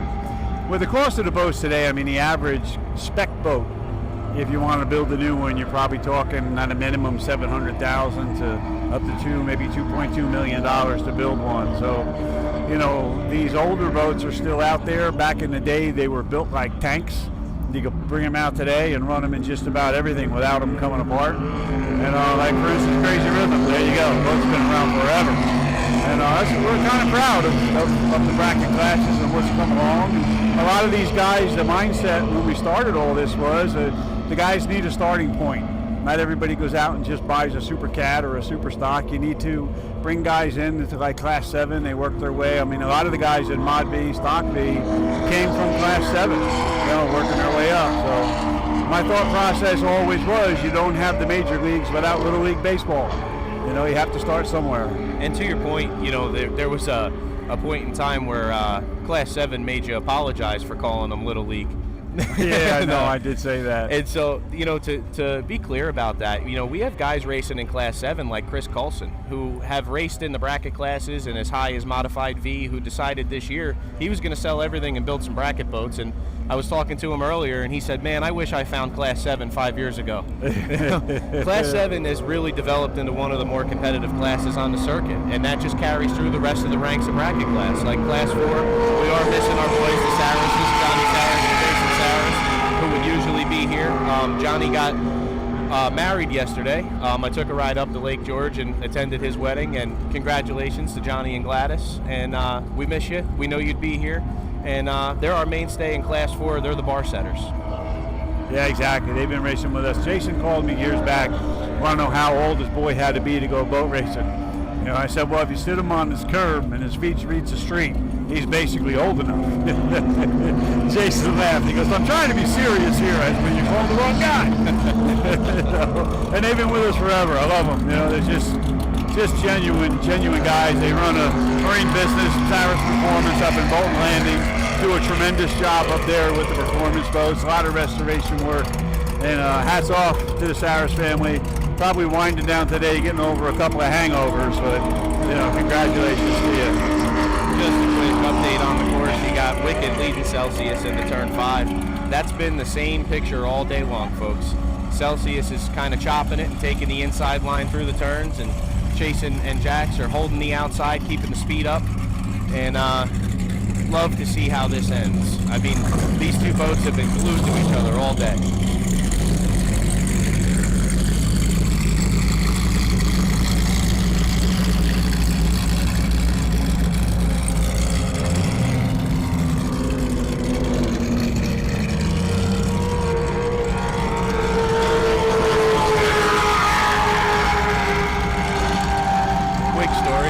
About the Sarises, and back in the end of August, I was lucky enough to attend the New York City Poker Run with the National Powerboat Association, and the Sarises were there, and Jason was there with Betty Cook's original Kama Scarab, and went out and did 65 miles through New York. Really cool sight to see that thing back out on the water. Right. Well, we just saw one of the original Team Apache banner boats go idling by us here, Nick. That'll be racing here. The identical ship to that's down at our shop. They're both fully restored. I think the Libel family might have had something to do with that, and he's actually going to run it here today. That Apache's probably sitting here going, come on, you brought me to a lake?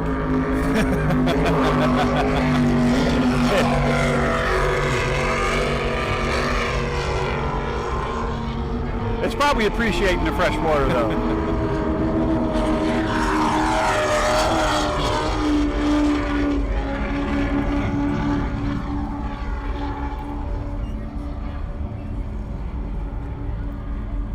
And as turn 3 and 4 has become pretty much status quo with Wicked and and Celsius down there. Seems they're taking the same entry and the same exit over and over and over. I got to think at some point something's going to change down there. Because Andy has checked out. Yeah, American Express now about an entire straightaway ahead of 8 Ball.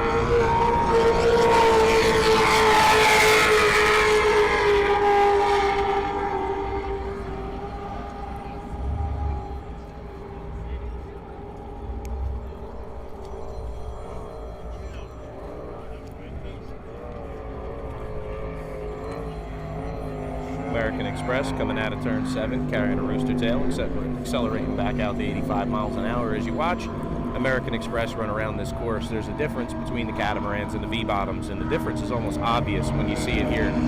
The catamarans, they want to stay light, they want to have air coming, and they want to be run loose. The V-bottoms, when you see them come through these turns, they want to roll over on their rub rail and really bounce off those turn buoys. And it's really cool in Class 4 to see the difference between the catamarans and the V-bottoms. You don't have that in any of the smaller bracket classes. Right. And it's cool to see on this lake the cats are shining where they should shine. In a couple months, we'll be going to Englewood, Florida, notorious for its rough water. And that's where you'll see boats like 8 Ball and Crazy Rhythm and some of these, bigger Class 4 V-bottom teams really hand it to those catamarans, and guys like Jimmy Kazani will have their work cut out for them to hang with them in that water. So it's cool to see the catamarans doing their job today.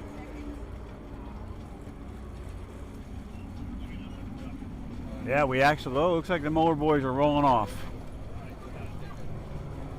Might have had enough, probably saving that boat for a later day. Oh, we have a checker flag up.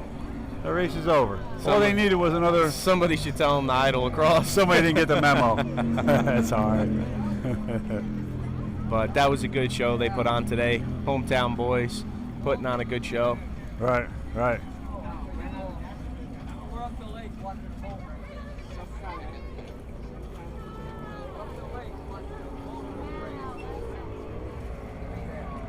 Right now in frame, just finishing up their race, is Jimmy Kazani and Joe Patterson in the American Express. Beautiful run today. I mean, no issues from start to finish.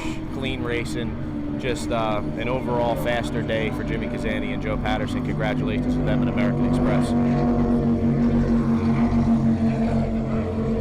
As we slide back with the camera, you'll see GMS Motorsports coming up, just finishing their second to last lap.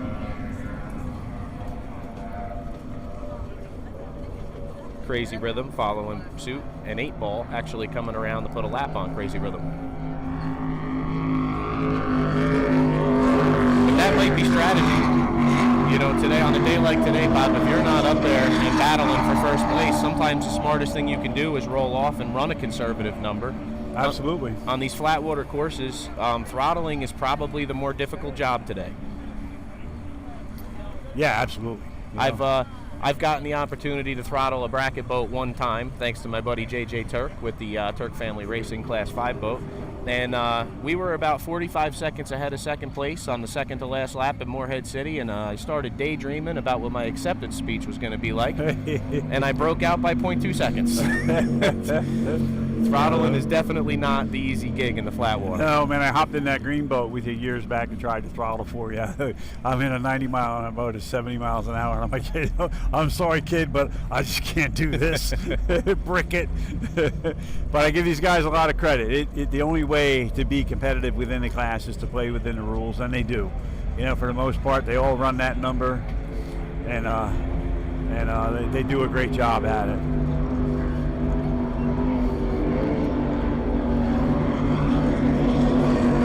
Jimmy Kazani and American Express coming by, deep in their checkered flag. This time by should be the end for all classes, folks. The lineup here in Class 4 is American Express, 8 Ball, GMS, and Crazy Rhythm. Celsius takes an unopposed first today, along with Wicked. The most important part of today is all these guys went out, and all these guys are finishing. Nobody's getting towed in on a rope, and nobody's hurt.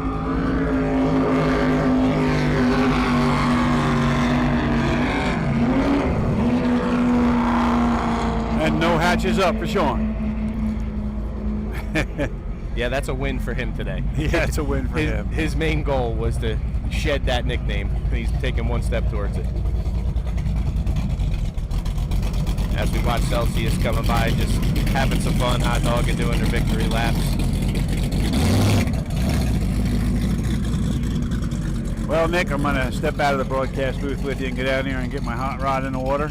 Well, Smitty, it's been a pleasure being on the broadcast with you today. I want to thank you today for hustling up real quick this morning and putting this all together. Kind of short notice, but it's cool. I know a lot of fans are always anxious to watch the boat racing. I'm happy we could bring it to them. It's my pleasure. Now, go put that helmet on your head and show Evil Ed who's boss. I don't know, man. He's got the inside lane on me. This is going to be a tough place to pass, but we'll give it a shot.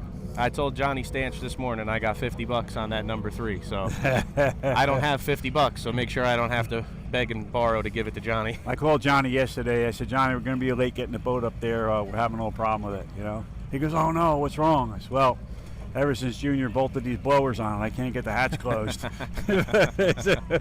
Well, yeah, it's going to be a good time. Looking forward to it. Well, American Custom Marine is here, and we got Brian here with the old Rio Roses. It's going to be a lot of fun, you know. But hope the fans enjoy it. Thanks for standing by with my boring broadcast voice here. I'm missing my boys, Brad and Brian, but we'll see you guys in Inglewood Beach, and thanks for everything, Boom. Thanks, Smitty. All right, see ya. Folks, we're going to go to a short break as Class 4 and Super Stock and Super Cat come off the course. Stay with us. We got another couple races to go, and you won't want to miss the show with these fountains.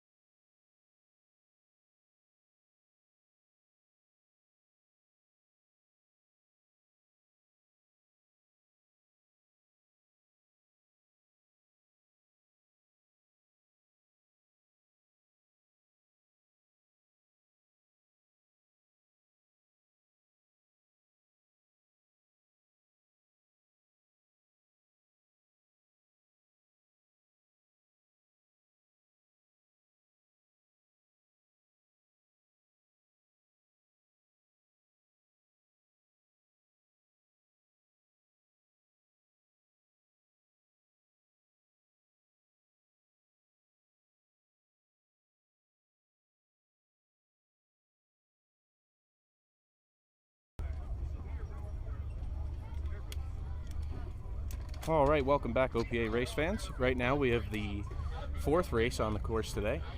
It's going to be Class 3, Mod V, Stock V, and Super Cat. In Class 3, there's JRS Team Apache with John McMullen and Will Buff, and 388 Mr. Herbato with Keith Herbat, and making her debut, Heather Herbat, Keith's daughter. Very cool, filling in for her brother, and going out there in Lake Hopatcong and spinning her rookie laps. Congratulations to them. In Stock V, there would have been Team Was Up, 30 Phantom, but unfortunately you are listening to me, so that boat is sitting on the trailer right now. And in Modified V, you have Brothers Racing with Cade Herbat and RJ Bruninger. Cade, who would usually be driving the 388 Mr. Herbato, is jumping in with RJ Bruninger and Brothers Racing, going out there and trying to give some competition to his sister. So this will be fun to watch. Cool thing of note there, JRS Team Apache is a restored version of the original 41 Apache banner boat. And today here on Lake Hopatcong, they figured it was the perfect place to come get their feet wet on the race course. Flat water, fresh water. Not going to beat the boat up too much, and if you could see it in person, you'd understand it's absolutely gorgeous.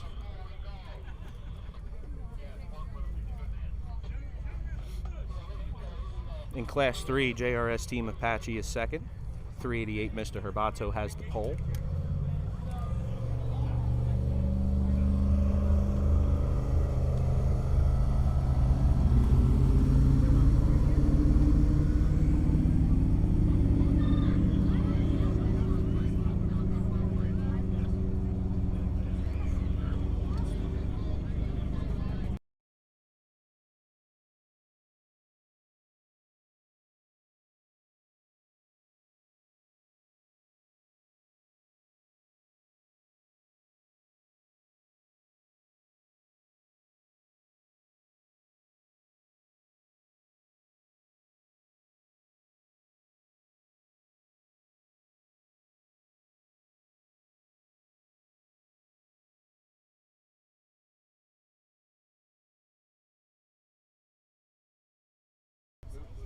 Race fans, I just got off the radio with race control. It seems that the Brothers Racing entry in Modified V is having issues at the crane and won't be coming out today. So today, the 4th race will just be the Class 3 entries of JRS Team Apache and Mr. Herbato. Unfortunately, the way we laid this race out, we had issues in Modified V and in Pro Stock. So it's going to be a 2-boat race, which is going to prelude the main event here with Super V and Extreme coming back out. Super V is going to be an interesting class to watch. Now, in Extreme is American Custom Marine. That is a 40 fountain with 1350 Mercs in it. Very, very fast boat. But the guys in Super V are being very gracious and allowing them to run with them. The boats are similar in speed. They're very similar in handling, and the equipment is outside of the motors. And while they get a handle on American Custom Marine, Matt Soper and Mike Knobloch will really appreciate having this time to run with other boats, and boats that are capable of actually giving them a run for their money, so that they can get the sea time in a real racing application. So coming up after this, you'll have Knuckleheads on the inside. You'll have Was Up in lane 2 and Twisted in lane 3. Twisted, formerly known as the Rio Roses. Been a very cool restoration watching that boat come back together. Awesome racing history, one of the fastest fountains ever built. And Knuckleheads, obviously of Instigator fame previously, and now Knuckleheads under the ownership of Ed Smith, and Ed Smith now in the boat with Johnny Stanch. Johnny Stanch, who's driven that boat to multiple world championships with Peter Meyer and others. It'll be interesting to watch that race as it shapes up. The Super V class has made a resurgence. These fountains through the recession, a lot of them were sold overseas, built for overseas applications, and it's great to see a field like this back in the States. A lot of us that grew up around the sport, watching the fountains rise to power, it's very cool to see them back out on the course in numbers.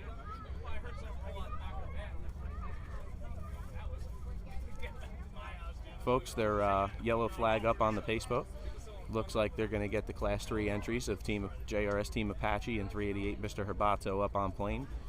And I would imagine as this race takes shape, you'll see them go to a storm course setting where they'd actually cut the laps back. These two boats are are drastically different, but where one's good, the other's better. Where one's worse, the other one's worser. So it'll be interesting to see how they manage this race course and the tight turns and the amount of turns. That Apache should be able to get up on its rub rail and turn pretty hard. And it's obviously a heavier boat, but a lot of horsepower in it. But Mr. Herbato, with a 525 application, it's the former Super V class. They'll have an easier time getting in and out of the turns, but maybe lack the horsepower to get back to their 90-mile-an-hour speed limit that maybe JRS has. So this will be an interesting fight. This is the nature of bracket class, two completely different hulls doing battle in a setting where they can maintain competition. So here we come for the start, Class 3. Looks like Mr. Herbato's just lagging behind a little bit, just trying to get on plane.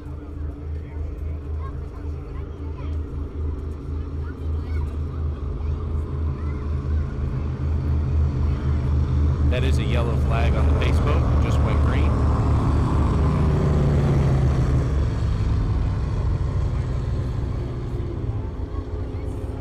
And immediately JRS Team Apache has an issue at the start. There's a little smoke in the air, not sure what that's about. I see some frustration there in the cockpit. Mr. Herbato takes the start alone. Heather and Keith.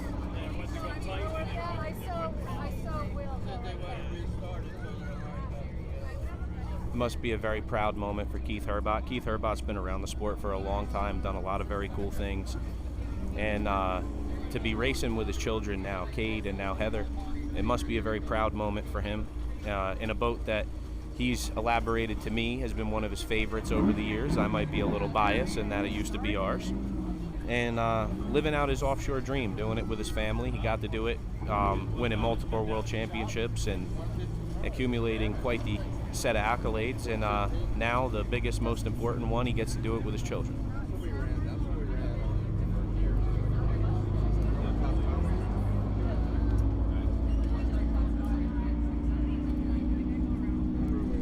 OPA officials have thrown the red flag on the course.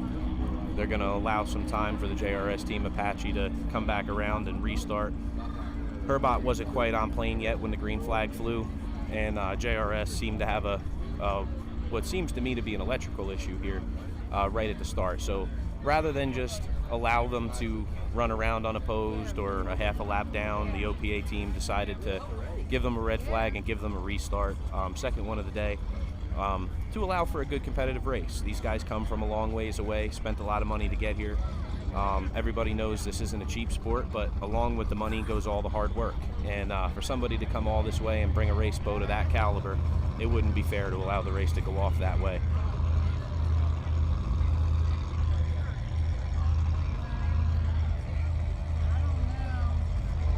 Coming out of turn 3, it seems that the entry of the JRS Team Apache has gone down again. I think they're working some gremlins out of that boat.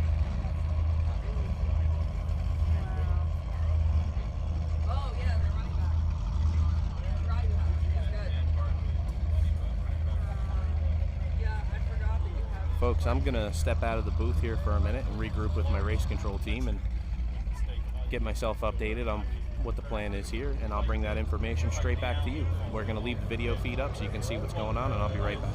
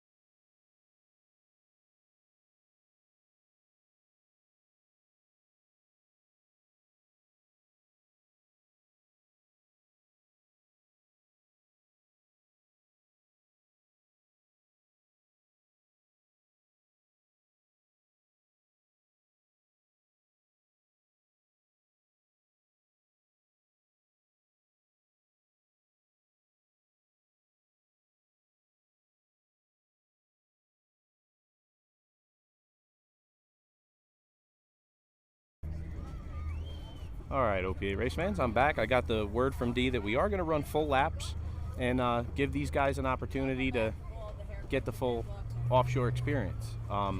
Heather and Keith had a little problem there at the start getting on plane, and it seems that the JRS entry of their team Apache, they're back up and running. They've worked out those gremlins. They just came down the backstretch running pretty good, and we're going to see the difference here, new school versus old school. And for my money, I'm a little biased, but I'm going to say that Apache, if they can keep it running, is going to really show that fountain how to turn in these tight turns. I mean, the fountain's slippery. It's hard to get it through there, and that Apache was born for this. So this will be interesting to see how Heather does in her first boat race. I have faith in her. Keith and Cade, I'm sure, have taught her well. And here we go, coming up for a start. Right now we got a yellow on a pace boat. Team Apache coming up the outside. Nice to even in a line.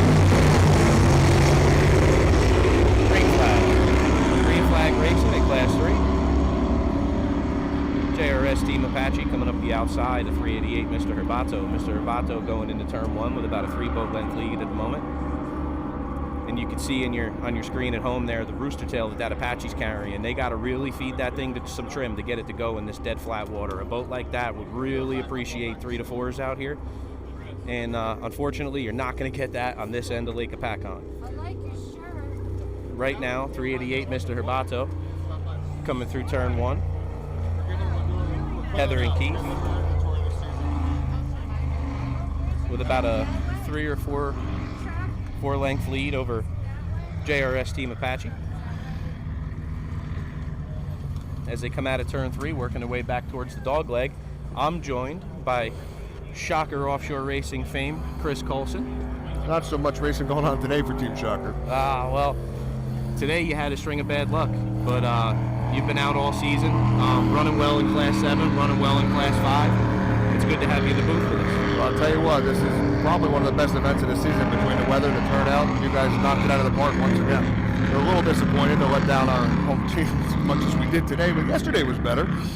Well, I was going to say, I mean, in the offshore applications, you had some hard luck today, but from what I understand, you had a pretty good day yesterday with JSBR and your Jersey Speed Skiff. We did real good with them. That's our second family after the OPA. But those guys are great. They've been a lot of fun.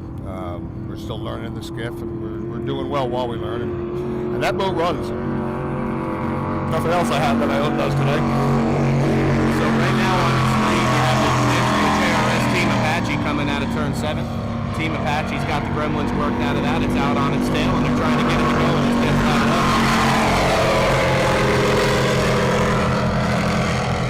I think the big showdown's up next, though, right?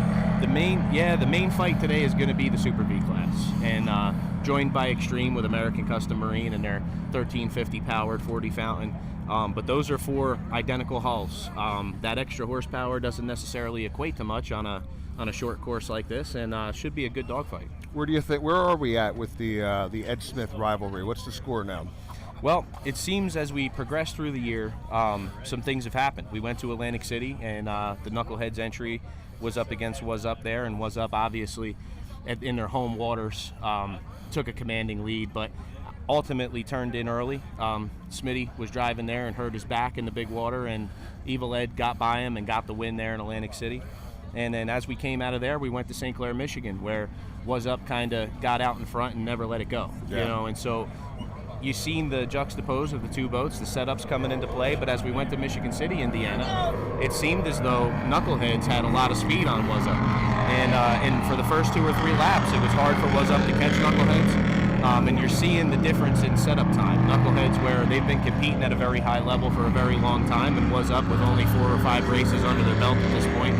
The balance comes into play, the propeller choices come into play. Correct me if I'm wrong, the 2 boats, the attitude of the boats are completely different. They are. See, Fountain did a crazy thing in their tenure where they never really built 2 boats the same way.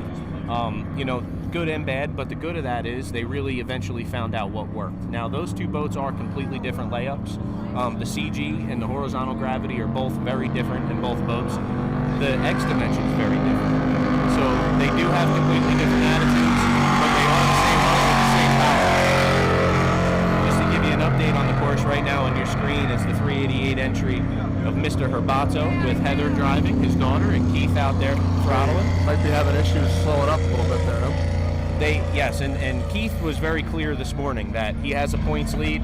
He wants to finish out the year and become a world champion, and he's We're not better here to break do that, but Englewood. Oh, Englewood's That's one of the best. going to be great. And folks, if you saw the press release come out this week that the Miami Offshore Grand Prix has been postponed to 2025, that one hits me right in the gut. We wanted that one really bad for this year, But you have that one for next year, and it was the right decision because it was too much to do in too short of a time. That's right. And really, at the end of the day, the silver lining is we pushed the national championships into the first day of Englewood.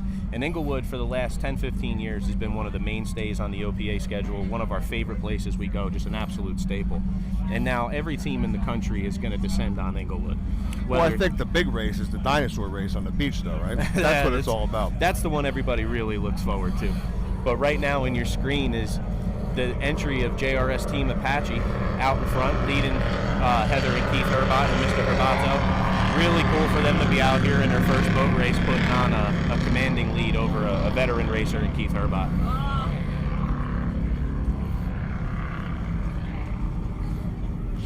Back up and running now.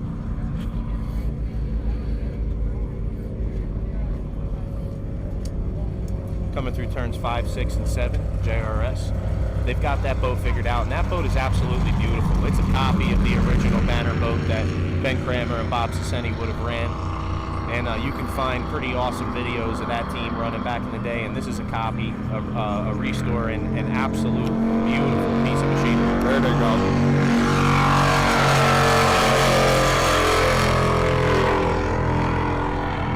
But doing well here, coming through turn 6, about to take on turn 7 is Heather Herbat and Keith Herbat, father and daughter team today.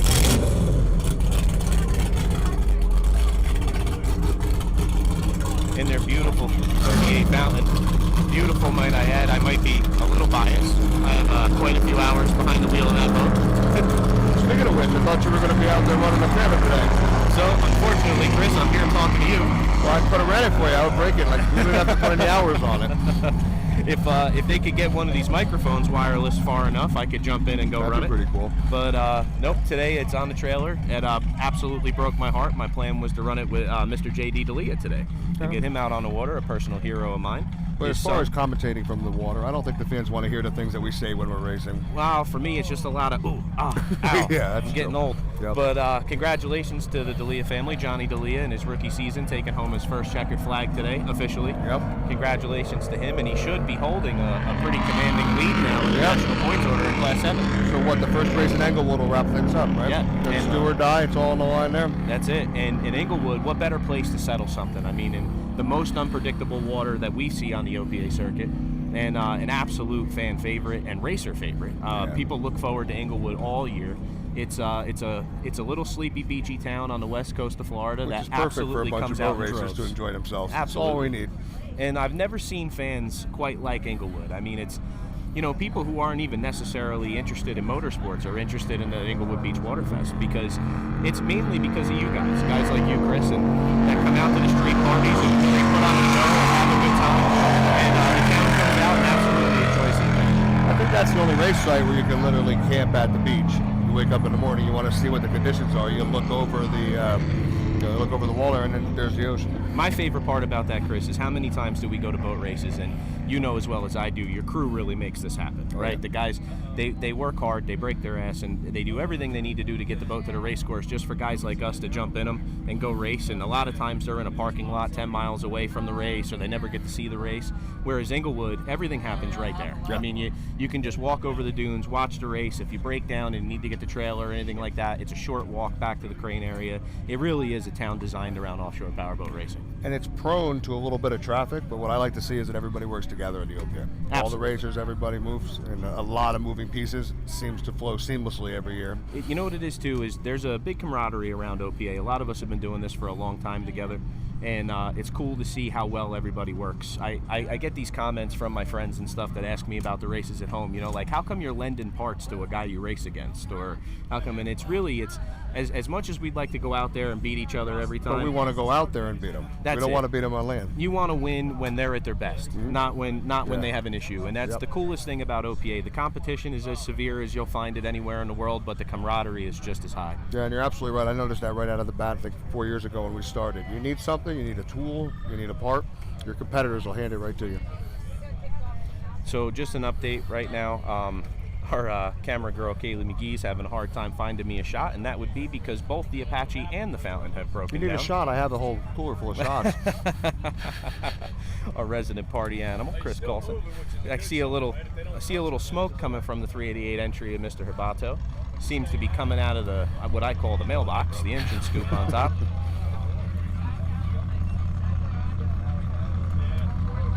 But they're moving, so.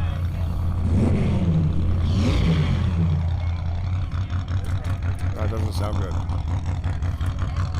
So Chris, while we have a lull in the action, yesterday you were racing with JSBR. JSBR, you said it's like our second family. JSBR for me has been a little bit of a labor of love. I got involved with them 3 years ago, met Mr. McGee, Nick McGee, who's president of Jersey Shore Boat Racing, who I told him if you have 5 minutes, I'll teach you everything I know.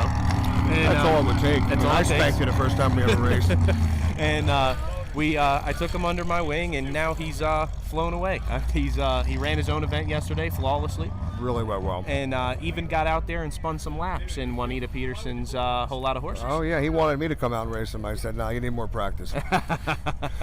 No, him and his entire family, they do so much. I mean, there's a lot behind the scenes, as you know more than anybody, that goes on. And to have this on Barnegat Bay, I mean, it's my backyard. I could literally get off my lift and boat to the races. So it's a blessing. It's a nice entry level, I think, if I consider do the APBA Jersey Skiff Racing, which yet to be determined. But you walk in the first time there and you just feel welcome. Yeah, it's a lot of like-minded people with the same issue we do, this weird addiction to speed, and it's an awesome club. Nick's done a great job cultivating a really important feeling around it. It doesn't. You're right. It doesn't feel like a hard-nosed area of racing.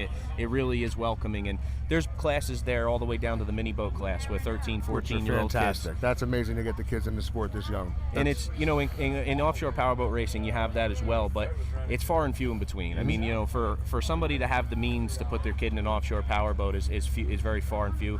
And then you get the JSBR where you can buy a $500 boat, throw a 25-horse outboard on it, and get your kids' feet wet. See if they even like this, if this is even really for them. And it's really cool because I see you guys, getting out of your skiffs, getting out of your Garveys, and running to watch the mini boat race and see how the kids are doing. Oh, yeah. And it reminds me a lot of OPA and how we started and where we come from. And so watching them grow, getting the calls yesterday while I was at the Saris wedding that they're doing a great job, everything's on time, they're killing it. It really did go well yesterday. I couldn't be more proud. Yeah. But what is fun, the only thing, I'm born and raised in Lake Hopatcong, so this is truly my hometown. But when you go down the shore and you watch these guys basically slow no wake, you start the boat, they're already in gear, you push off, and these guys just hammer. Right? For fans, there's nothing better than that. No, and the sound. I mean, they are running small blocks, so when people hear, 350s or 305s, sure, but now they're on open headers. Most of the speed skiffs aren't, but you have to be different. Why don't you tell me a little bit about your orange gas? I like my tractor pipes. Well, what did Tyler Crockett say? He said, you shouldn't be boating, you should be at one of our county fairs with the tractor pipes. But what we did learn over the years is to plug off the top of the pipes. Even if it is sunny, put the plugs in, because rain, especially you see as our luck today, the rain will come out. Yep.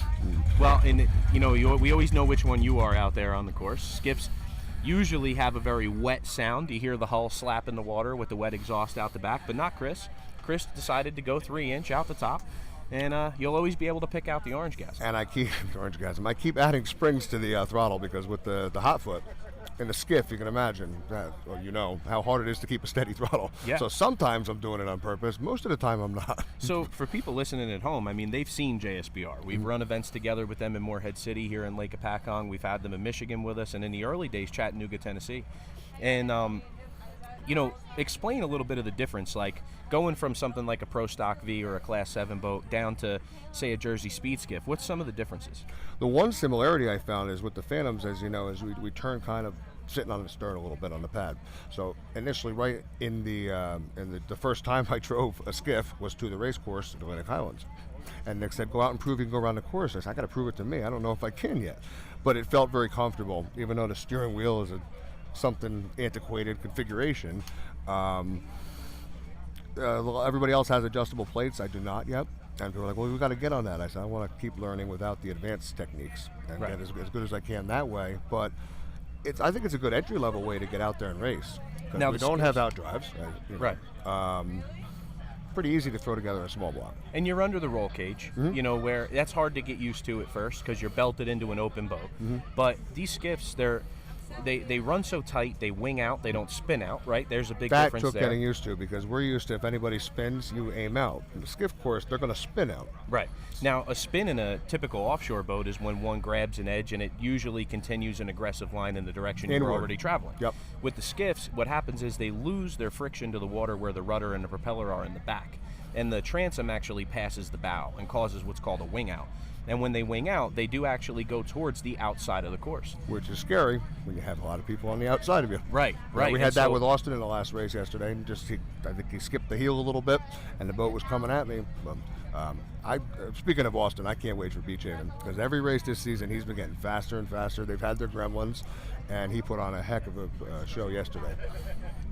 Now, in Beach Haven, that's next week or 2 weeks from now? Sunday. Next Sunday. So next Sunday, JSBR is going to have Championship Day in Beach Haven. Beach Haven's in Long Beach Island down in South Jersey.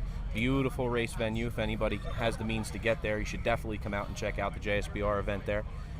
You'll have all the classes there. You'll have all the fastest Garveys, SK boats. The SK boats and the Garveys, though, as a spectator, there's nothing like watching them. What's incredible to me is there in the SK class you have Kevin Wolfen, right? And for the offshore fans at home, just a quick update. They brought in the 388 entry of Mr. Hopatcong. The JRS Team Apache entry is back at the dock, and they're preparing for the final race of the day, which is Super V and Extreme. But right now we're talking about JSBR. You can search them out on JerseyShoreBoatRacing.com, their YouTube channels, their Instagram pages, and get familiar. And you really should, because we're going to talk about the SK class for a minute. Kevin Wolfen and Dave Wolfen now. Kevin Wolfen, for years, was regarded one of the best there were at driving a Garvey. Made a statement a couple years ago bringing the lethal weapon out, his SK boat. And beautiful boat. What a lethal weapon it is. I mean, that is definitely the fastest boat on the circuit. He proved it last year in Beach Haven. And this year, he's built his brother an identical boat, where they built it together. And his brother's running a big block. And him and Kevin have been going to war all year. Oh, yeah. It's great for the fans. I just don't want to be in that boat. No. I think that's my limit. I watch these guys turn it. How fast are they going when they go in the turn? So last time in Parkertown, we figured that they were running somewhere around 90 miles an hour. And now if you're at one of these events, you can't really fathom what that means when you're running a 16-foot boat in these race courses that are no more than 3/4 of a mile over. Yeah. And so you get these guys running those kinds of numbers, and you can hear them. They're only a quarter mile from you on shore, and they don't lift. No. They put that plate down, they set it in the turn, and they use the boat to scrub the speed. If I'm not mistaken, they have like a dagger board system as well, and that's why they can turn so sharp. They at such do. high Very, speeds. very similar to the fins on a surfboard, Okay. you know, which any direction you point them, they're going to continue that path of travel. So although they are fixed straight on the boat, when you turn the rudder and you start to turn the boat, the fins will hold that line, which is ultimately why you see them high side and throw people out to the outside, because the only issue you can have is where you start to get a little too fast and have the port side of the boat outrun the starboard side. And it's a particularly cool mode of means of racing when you have so many different people from all different walks of life showing up to these events now, right? I mean, when I was a kid growing up, Garvey racing is a New Jersey thing. Garveys aren't anywhere else in the world. The only thing you can find similar to them are cracker boxes out on the West Coast, which are not the same thing. No. And so very cool, a little unique thing that's niche in our area here. And so Garveys were king, and Garveys were a good old boy sport. I mean, it was something that only us idiots knew about. There had to be some beer drinking involved when they even came up with the idea. Let's be honest. Absolutely. You can look at one and think, who in their right mind put this together, right? Well, what boat racers in their right mind? You know, and there's no water pumps, there's no transmissions. No. You start it, you go, you got to do 50 miles an hour to cool the motor off. Yep. It is definitely a wild gig. And so now that JSBR's kind of grown in popularity, spread their wings, gotten their tentacles out into other areas of boat racing in general, not just offshore racing, it's cool to see guys like yourself now joining the ranks. And now you're seeing this this influx of not just people who can now afford to play with propeller work and have the time and the means and the shops and the things to really take it to the next level. You know, and it's cool to see all that come into play. It's cool to be going to Beach Haven next week and and kicking off championship day with some really tight points battles as well. To touch on that too, what's nice is if the people don't have the means or even the knowledge, just show up with a boat and you'll get help. Absolutely. And that's that feel that we have. It's a nice little small niche, and everybody's there to help each other because we want to raise strong competitors. Absolutely, and it's why when we said, JSBR is like a second family, it's just part of the family now. I mean, it's the guys have really adopted the OPA way of doing things. One guy helps another guy, and and even, I'm there when some of these guys that have real rivalries. I mean, some of these guys don't like each other, folks. I mean, it's not all sunshine and rainbows, but that same guy will absolutely open up his truck and lend any part he needs to. He's got the part to get you on the course. You're going to get out there and race. Absolutely. There in Parkertown, John Bavacqua showed up with a crack in his rudder, and I watched every team in the parking lot come running. Who could weld it? Who could this? It's who could amazing that? how things can get fixed when everybody works together, and what would normally be like, oh, we're going to have to try to fit you on the schedule. No, we're going to fix it in about 15 minutes because we have the resources amongst everybody there in that family. And no's not an option. I mean, it's, we're going to get you out there. Yeah. And it's very cool. I mean, there's guys that I run into now out at like the New York City Poker Run who are running around in big MTIs, and their son is racing a mini boat with JSBR. Yep. Or, it's very cool. It's a cool thing to cultivate, cool thing to grow, and I think a very good thing for the sport. Well, we started doing mostly poker runs, and then we got into racing a couple of years ago. And like they say, any day on the water is a good day. Absolutely. So we're all related in one way or another, and we should all help each other, whether it's a sport or for pleasure, but there's nothing better than boating. No. And I was with you a couple weeks ago. We did the Forsberg's dock party up there in Bricktown, and we were out on your Levy craft, boating around, banging around, and that's the boat you take all over the country with you to all these poker runs, right? Yeah, we put quite a few hours on that. That's a one-off 39 Evo. And unfortunately, Levy Craft struggled a little bit during 2008 when that boat was built when the market crashed.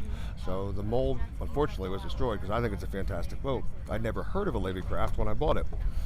So, you're a little bit leery, but the boat's been great to me. I think I bought it with maybe 150 hours. I put 400 or 500 hours on it. Right. And we thought about bringing it up here to race Class 4. Maybe we should have, because I think that boat's never let me down. But it's got a hell of a paint job, and it scares me a little bit on these tight turns. Yeah. Well, and Class 4 is such a hotly contested class anymore. I mean, for years, we watched Class 4 come to these races, and guys like the Sarases would show up and do their best to promote the class. But it's just a one of those tweener things where guys either have boats bigger or smaller. And the 32 to 34 foot twin engine V-bottom power boat market seems to have fallen through the floor, whereas the center consoles have eaten up that area of the game. And so it's great to see the caliber of boats back out now, and boats like 8 Ball, the new the new old Seahawk, and Crazy Rhythm GMS coming from Puerto Rico to race, in America. And you got guys like Jimmy Kazani and the American Express that are dragging these old war horses out of their barns. And Class 4 is really built back into a competitive class. Well, I think some of these boats, if they were built right, they'll take the test of time. Absolutely. I like to talk about my old green Carrera a lot. And, I had bought that boat in 2009 from Chris Carbone, who ran it as Papa Dukes. And before Papa Dukes, a guy by the name of Cue Ball had it before him. And back then there was a teak cabin door and separated captain's chairs. Well, how many boats have changed names and they just keep going? Yeah, and through the years, that boat got converted more and more into a race boat before it got to me. And then when it got to me, I put 10 straight years of never missing a race on it. And then sold it to Jeff down in Georgia, who now runs it as Money Monster. I don't know a single race boat in the world that has more boat races on it than that boat. And, that boat, doesn't have a crack in it. I mean, a 1979 build. Where are you going to find that? You're never going to find that. And brand new boats with cracks in them. And that's the beauty of bracket classes. I mean, you take a boat like that, and you could still find a competitive place to put it in a race, whereas, you would normally think that old antiquated equipment like that would have no place on a race course, but bracket class just affords the opportunity. That's that old saying, they don't build them like they used to. Well, you mentioned something about we couldn't do this without our crew. And I would like to say one thing. When we got the Class 5 boat running on land, they said, why don't you go race Class 4? I was just so defeated at that point, but my entire team was said, let's get out there and race Class 4. Like, yeah, let's just go faster. So next thing I know, they're hooking up the truck. I didn't have a say in the matter. And I'm putting my helmet on, and unfortunately, it didn't go real well, but just when you had the guys that don't even get to race the boat were so excited to get us back out there one way or another and on the course. It's just everything about boat racing is just leaves you with a really good feeling. Win or lose, breakdown or not. Right. It's one of my favorite things. I always said, when you get to the end of one of these weekends and nobody's hurt, everybody's standing in the pits, everybody's having a beer and having a good time, that's the real win. Yeah. It doesn't really matter who gets the flag or the trophy at the end of the day. And that's a huge part of it, because people do get injured. Absolutely. And it's always a risk that we sign up for. But like you said, if everybody goes home in one piece, that's a great weekend. Absolutely, that's a win in my book. Yep. And it's great to see, like, there's such good feel-good stories that are going to come out of this weekend. I mean, today you were going out in Class 7, and this is, the ups and downs of the sport, right? You get out, you have a failure in the boat. Yep. It is what it is. That's boat racing, right? But then at the same time, you have somebody like Johnny D'Elia who is out here literally living out his dream and gets his first checkered flag today. And talk about resilience. Well deserved. And talk about resilience. I mean, he had that 22 progression, just getting it dialed in, goes out on the sound, from Greenwich, Connecticut there, and has an issue in the hull and sinks the boat. And somebody like Jason Reamer, who steps up with his 22 activator and says, no, you ain't going out like that. We're going to replace He's doing the boat. so well this season, he couldn't walk away. Absolutely, and then for somebody to just not quit. He just got married, just got home from his honeymoon, never quit. He called me yesterday. He said, man, if you think I haven't been thinking about Sunday for 2 weeks, Well, I'll tell you a funny story. I had no idea who he was, but he Facebook messaged me for the last 3 years. You're going to be there, you're going to be there. And then we finally met. I'm like, wait, you're the guy I talked to on Facebook? So he is always trying to rally the boat camp and make sure that we get a good turnout and we have a good race. And like you said, that was a well-deserved checkered flag that they picked up today. Absolutely, and a good guy that comes from a good racing family. The D'Elia's now third edition comes from their original boat, special edition. And, Johnny being the third installment of D'Elia's, coming from his grandfather to his father to now him. A lot of that generational stuff within boat racing. Absolutely, and for me, it's a special thing. I mean, I grew up being a big fan of special edition. The D'Elia's were a huge name in my eyes. And, because they were racing guys like Bob Kaiser and Systems and Joey Imprescia in WHM or Mercury, whatever they was in at the time. And then you had the D'Elia's with their little race boat, popping his son, showing up to the race. Maybe not all the money, maybe not all the best stuff, but they had sand, man. They'd go out there and stick it to guys like got that. The heart. And they were a big favorite of mine growing up. And so to finally meet them and then get to race against them and talk to them, I mean, they're just awesome people. If you're ever at an OPA event and you see the D'Elia's, they are absolutely racing royalty. And very cool to have them in the ranks. 100%. Well, what a showing though with 14 boats.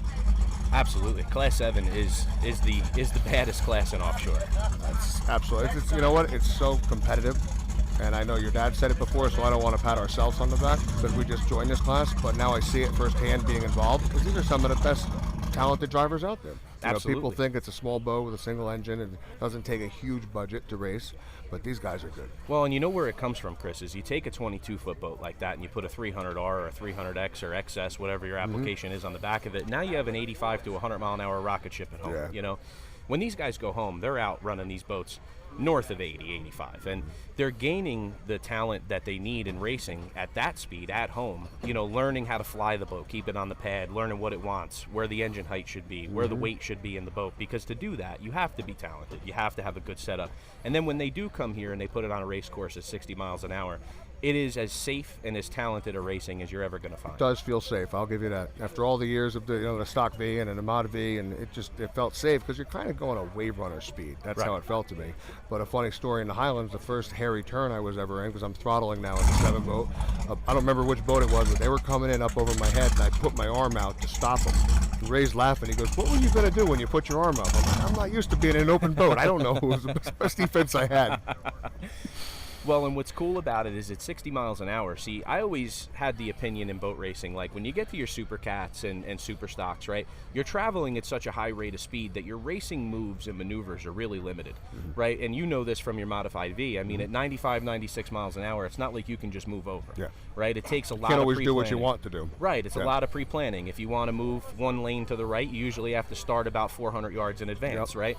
And so racing at that level is very technical. It's a lot of foresight. It's a lot of setting up your competition if you want to pass them, right? It takes 2 laps to get around somebody sometimes, right?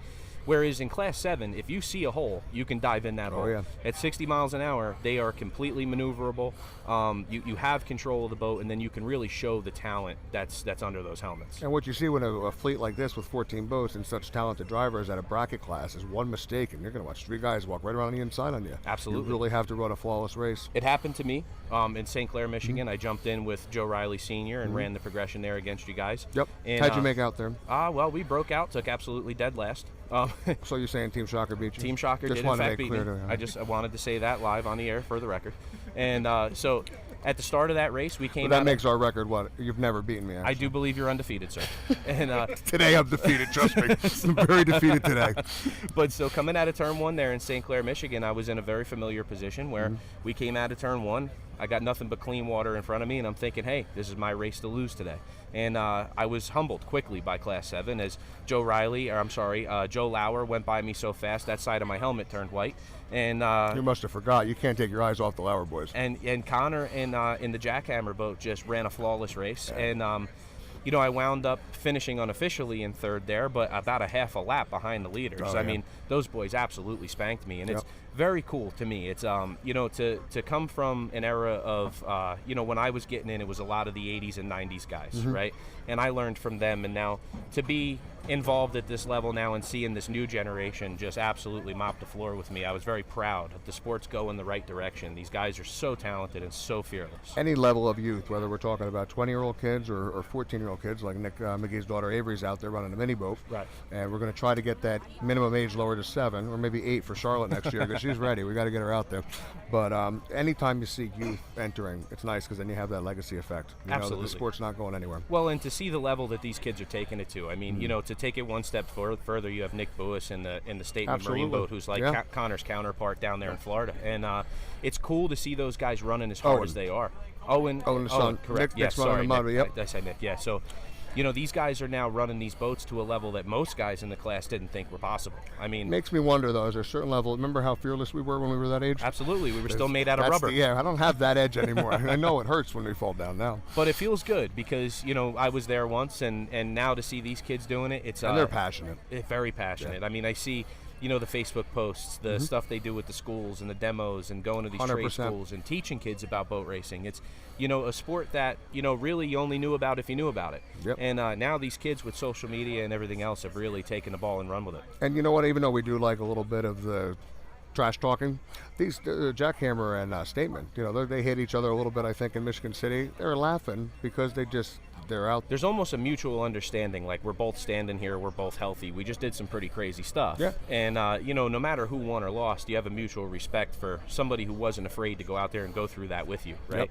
And so I think you see that cultivating in those kids where they're going out there and literally putting it all on the line for first place. Yep. And when they get back to the dock, there is a real camaraderie there, a real sportsmanship. And I think they're going to raise the bar in that class. And, to kind of shift gears and talk about some of the OPA ranks, I mean, you'll see in Inglewood the matchups of the Buises and Connor with Jackhammer kind of fold into our mix, where you have guys like Joe Riley who've been doing this forever, and the Lauers who are no slouches. I mean, it wasn't all that long ago the Lauers only lost one race on the circuit. And those guys amaze me because they can be in last in a bracket class, not break out and work their way to first. Absolutely. That's amazing in bracket racing. And you're now learning where they come from. I mean, their late father, Rob Lauer, was a Garvey racer to start. And, they learned on those tight courses how to really shave time off a lap, run the shortest distance, and maintain the highest speeds. And you see it translate to offshore. And what a family, though, too. Absolutely. Because they're guys that the first event we ever showed up to, they came over and introduced themselves. They're great. Yeah. They're great. And I'll tell you a quick story about them. We were in St. Clair, Michigan once, and I was rolling down the road with my truck and my boat, and they flagged me down. They heard a trailer bearing going bad, And so by the time I hung up the phone from the phone call I was on and got out of the truck, they already jacked up my trailer, pulled the tire off, changed the bearing, and they actually said their exact words were, the boss doesn't change his own trailer I bearings. asked our friend Travis Petco about the time I did that when we were running down the road together. He got a flat tire. He was still looking for his jack. He came out with his jack and the new tire was on. Absolutely. Like, we're going, let's go. It's, and it's just, more of the same. It's just the camaraderie in the sport and how beautiful the nature is here at OPA. But, folks, while we have some downtime here, the fountains are getting loaded in. 3 of the 4 are in the water. They're just loading the last one now. And we're going to take a short break and come back to you with the last and final race of the day, which is Super V and Extreme, American Custom Marine, Twisted Motorsports, Knuckleheads Racing, and Was Up Motorsports. I can't wait for this race. Nick, thank you very much for bringing me up Chris, here afterwards today. thanks for helping me out and keeping me company. Next year, we promise Lake Hopatcong some better performance out of Team Shocker. You heard it here. OPA race fans, we'll be right back. Don't go anywhere.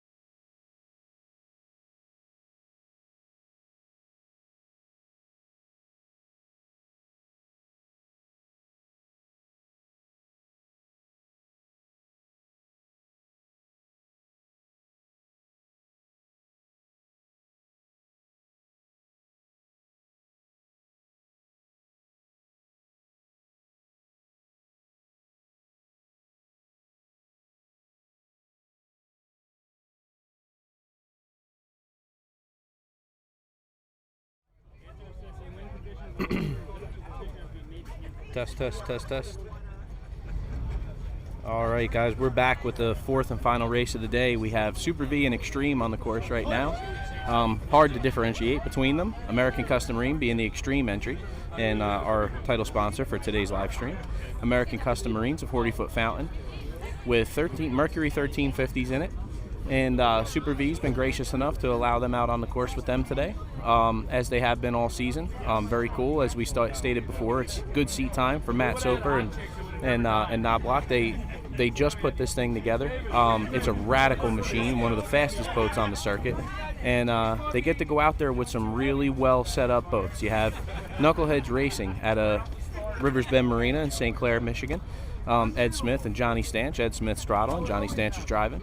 Johnny Stanch, who's driven that boat to almost a dozen world championships as instigator, now in there on the wheel for Ed Smith and Knuckleheads Racing.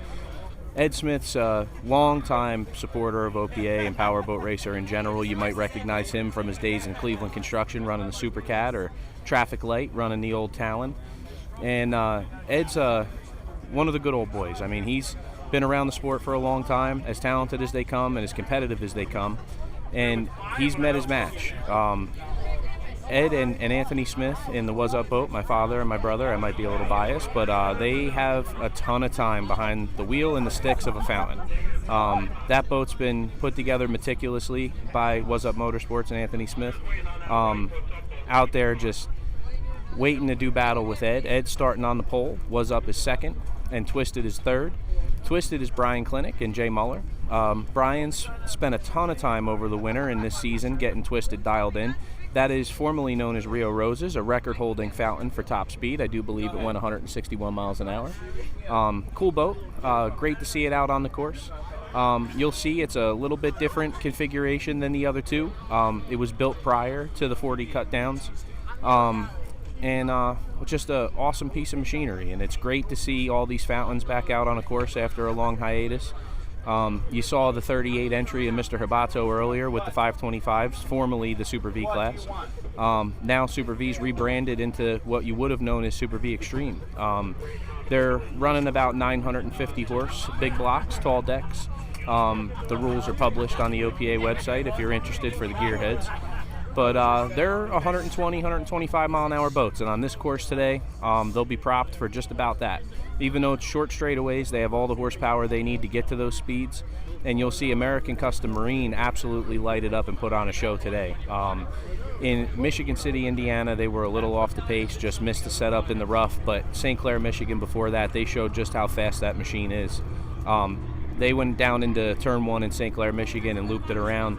And talking with them, they needed to know where that line was, how fast you could really push one in the turn, and they found it, and they're having a great time learning the setup, learning the boat, and getting their feet underneath them. Right now, you'll see the 41 Apache now getting up on plane with the yellow flag. That means they're going to come up for a start. They're not going to do the parade lap. Right now, it looks like Knuckleheads in first, Was Up in second lane, and Twisted coming up in third. American Custom Marine is going to take the outside as the extreme entry.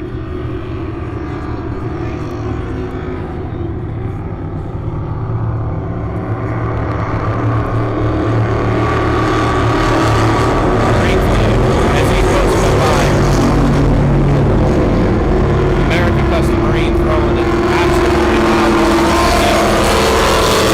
As they go down to the turn one, it's hard for us to tell who's actually first, second, and third, but Knuckleheads is the inside boat, Was Up in the middle, American Custom Marine on the outside. If I know Knuckleheads and Johnny Stanch, he's not going to give up the turn pillows. You're going to see Johnny run a nice tight line here. Was Up's going to try and slingshot the outside and keep the speed up. Keep in mind, as they come out of turn 3, they're going to come up the backstretch to a right-hand dogleg buoy, so if Was Up can come out of this turn in the lead, they do have the preferred line going into the right-hand dogleg on the inside. You see all 340 fountains in frame there now, carrying big rooster tails. They'll start to tuck them in as they come out the backstretch, running speeds of 115, 120 mile an hour right now. Was Up Motorsports has established the lead in Super V. Knuckleheads about 4 to 5 boat lengths off of them, with American Custom Marine on the outside. American Custom Marine jumping back to the inside. Was Up enters turn 5, coming through turn 6 and 7. Knucklehead's down on the inside, running a shorter course, maybe propped for acceleration. That might be by strategy with Johnny in there. Johnny is notorious for not giving up the inside. Here's just an absolutely beautiful shot. By our vantage point. You can really hear these boats with the side exhaust. This is a battle that's shaping up throughout the year, folks. Was Up and Knuckleheads are two of the most dialed-in fountains on the circuit, and you're watching just absolute legends go to work here. I mean, Johnny Stanch and Smitty and Ed Smith and Anthony, these guys are household names, and it's really good to see the level of talent and the caliber of boats right now.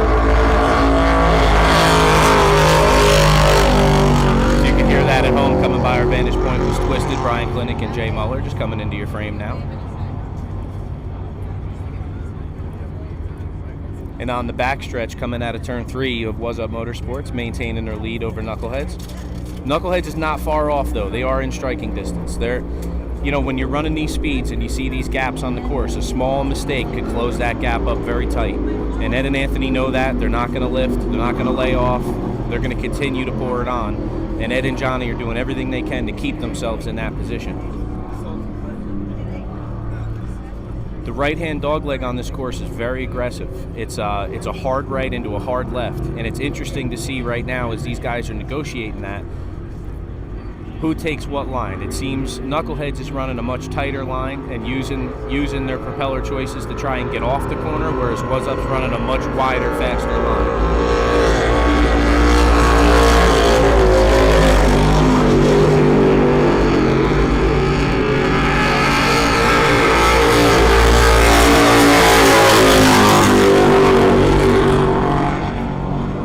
Right now, there's about an 8-second lead for Was Up over Knuckleheads as American Custom Marine comes through your frame.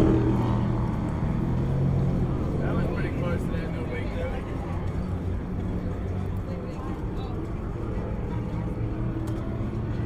Was Up and Knuckleheads coming through turn 1, 2, and 3.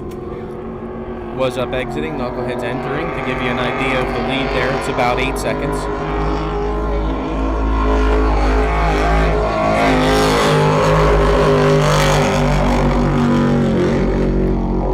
Coming by just now was Twisted, still running third.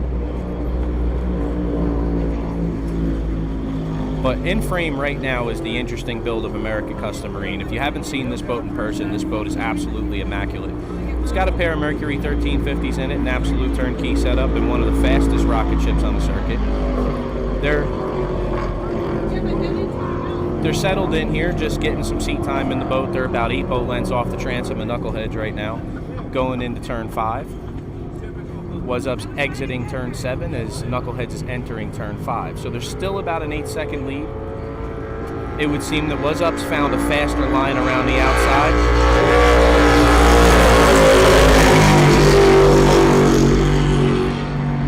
While Knuckleheads continues to run the shortest course possible, down in on the buoys.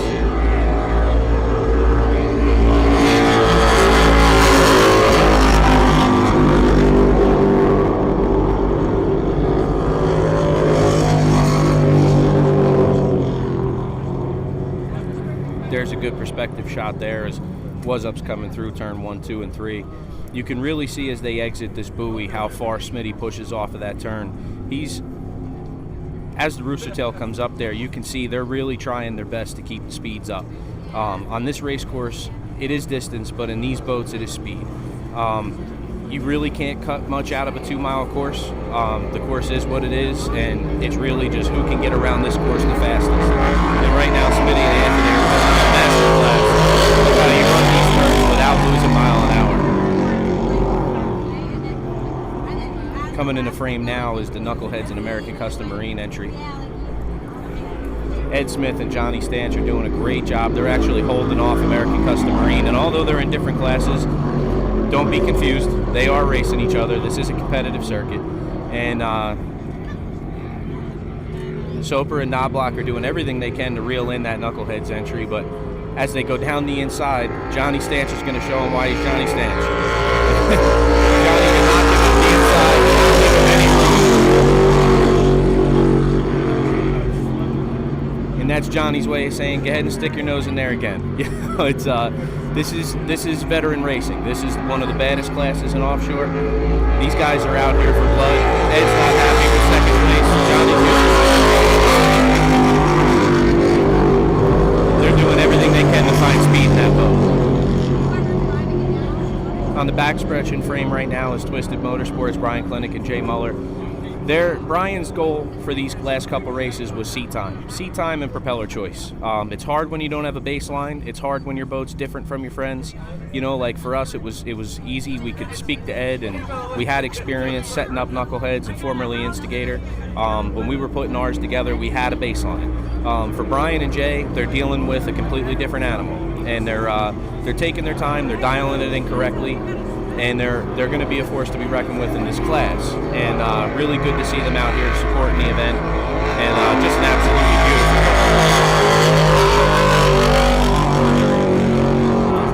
beautiful. As Twisted clears our booth here, into frame is now the number 3 entry of Was Up. Was Up's opened about a half a lap lead up on the rest of the field.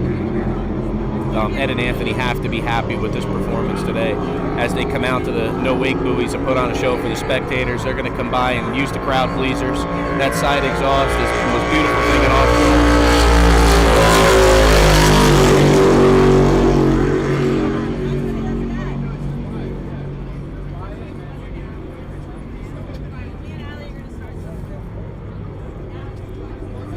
Now, a position change between these two boats, it would seem American Custom Marine's gotten around knuckleheads, and they've gotten around them in a very commanding way. I'm not sure if something happened in the other turn, but or if American Custom Marine is just using those legs that they have in those 1350s, but American Custom Marine's running absolutely beautiful, and they've taken over second place from Knuckleheads Racing.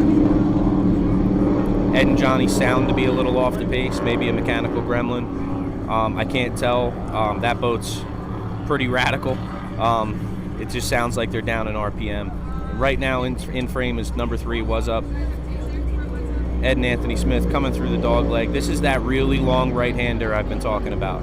It's really hairy to hold one up at that speed and hold that right-hander for as long as you have to here in Lake Hopatcong. It's not a very tight turn, but it's a right hand for about a quarter of a mile, and it takes sand to hold the boat in that turn and hold it wide open.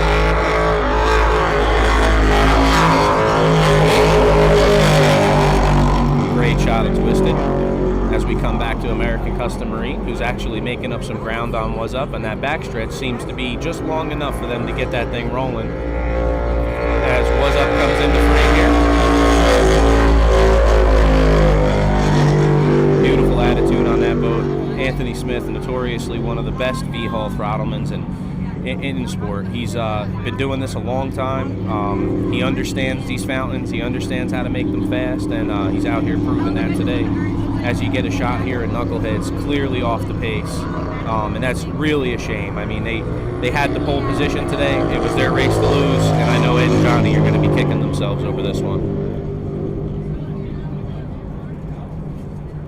As we get a quick shot of American Custom Marine, Twisted comes back into frame. Now, Twisted, you can really see the difference now between that and the other 40s in the class. It still has the high beak, the fountain beak, and a little different transom. It's not as cut down. It's a lot, very familiar to, the mid-2000s.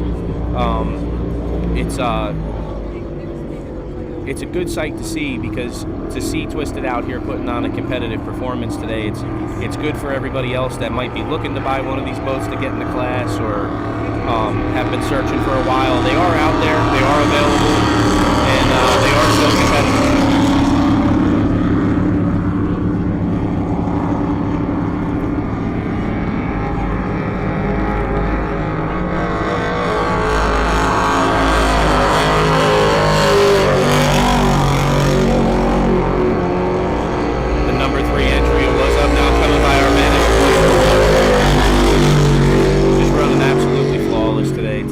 Anthony and Smitty's day.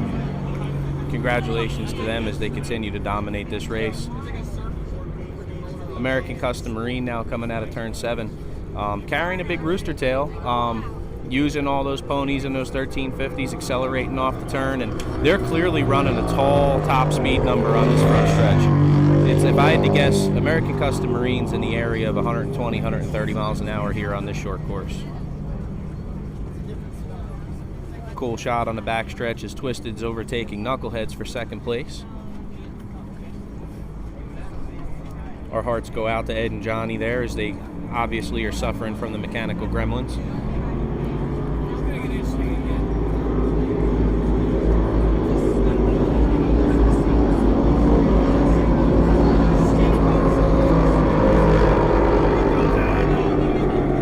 As we get a cool shot there, the three of them, as Was Up comes through to put a lap on the field.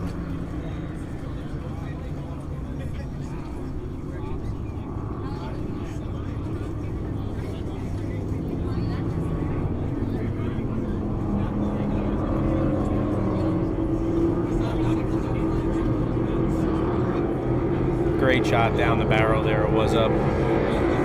If you're watching at home and you're wondering how there's such a disparity here in the speed of these boats, that turn will show you a lot.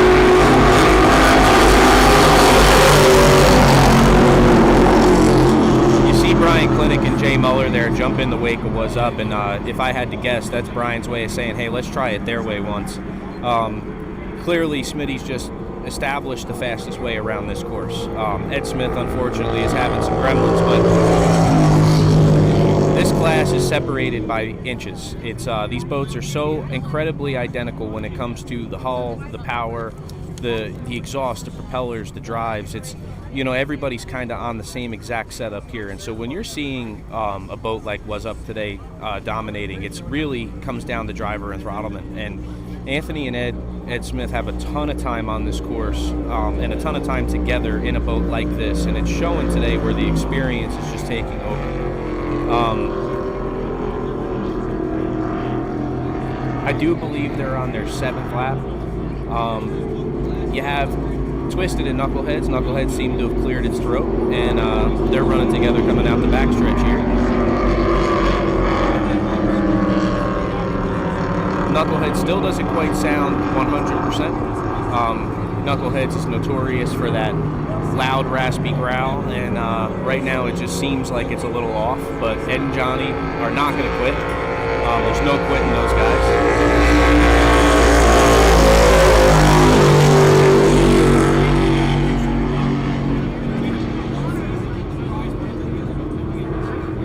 Knuckleheads on the inside, Twisted on the outside. Both boats battling for second place in Super.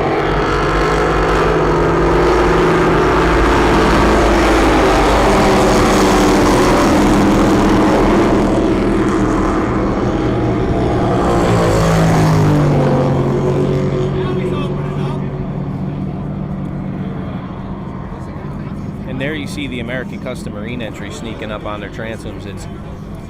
It's almost eerie when that boat comes by. It's so fast and it's so level in the water, but you don't hear it. Those 1350s are turbocharged engines. The turbos really quiet down the exhaust, and it doesn't have that loud tone of the other boats on the course, but it's definitely the fastest one on the course in a straight line, and when it comes by, it'll almost alarm you. Like, where did that thing come from? It is a rocket ship. It's big kudos to American Custom Marine for time and time again coming out to these races and bringing a real solid piece, and I'm excited to see how far they can take this machine.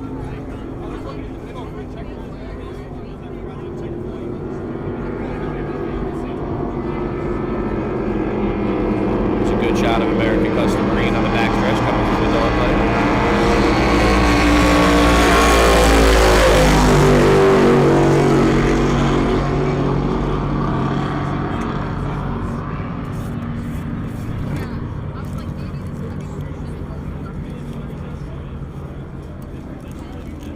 Good battle there for second place as Brian Klinick is putting on a show for the fans with Jay Muller in there and Ed Smith and Johnny doing everything they can to reclaim that second place. I feel for Ed and Johnny. They had quite the lead. Whatever's going on in the boats clearly slowed them down by a significant margin.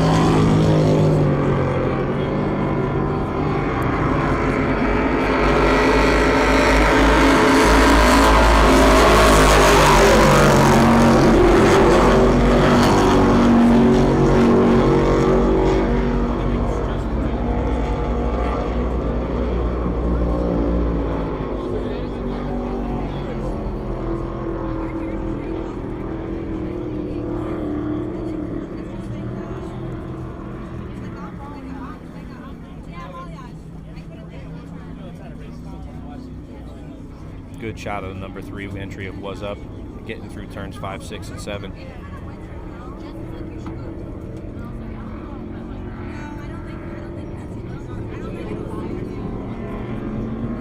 Smitty coming way out wide on this turn, just keeping the speed up. Coming out saying hello to the fans here in Lake Hopatcong. We're here at Lake Forest Yacht Club.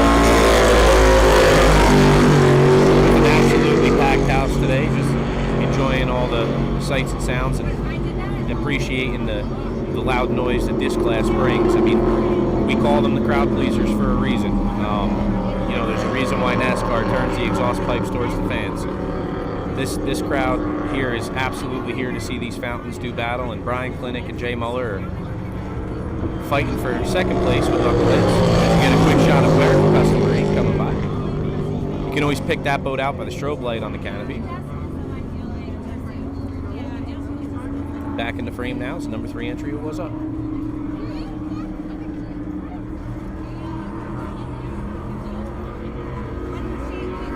What you can't see right now is on the other end of the course, there's a battle for second place with Knuckleheads and Twisted. Knuckleheads is now looking like it's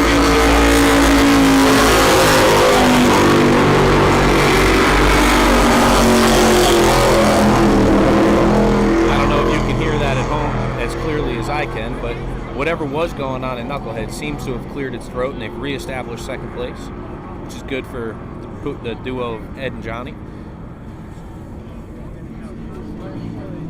If you're keeping up with the OPA circuit, you saw that at the last race, Ed and Johnny went for a pretty wild ride coming out of turn 3 in Michigan City.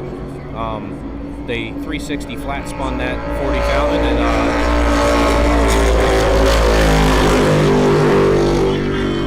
and that's not a very common sight.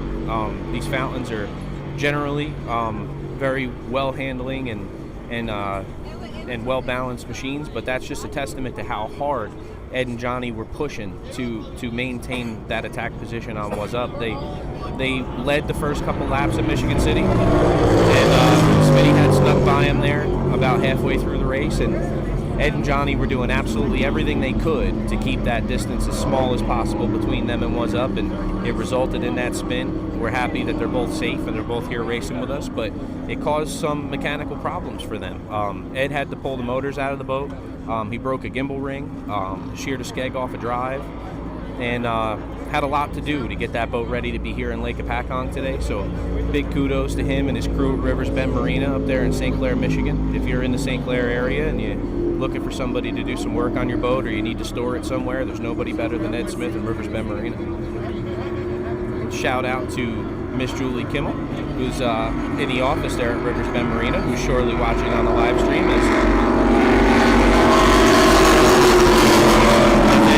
By our vantage point in a reestablished second place.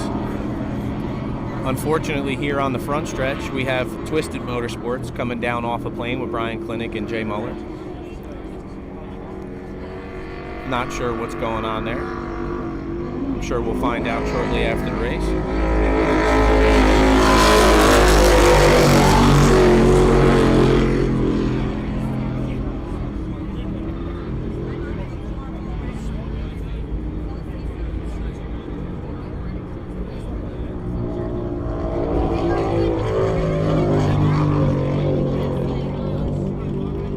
Knuckleheads comes back into frame there, exiting turn 3. You'll see that Was Up is following closely behind. Ed's currently on the lead lap, holding second place. Now, this is something we're not used to in offshore powerboat racing. When you hear on the lead lap, we're not used to seeing first and second place on 2 different laps.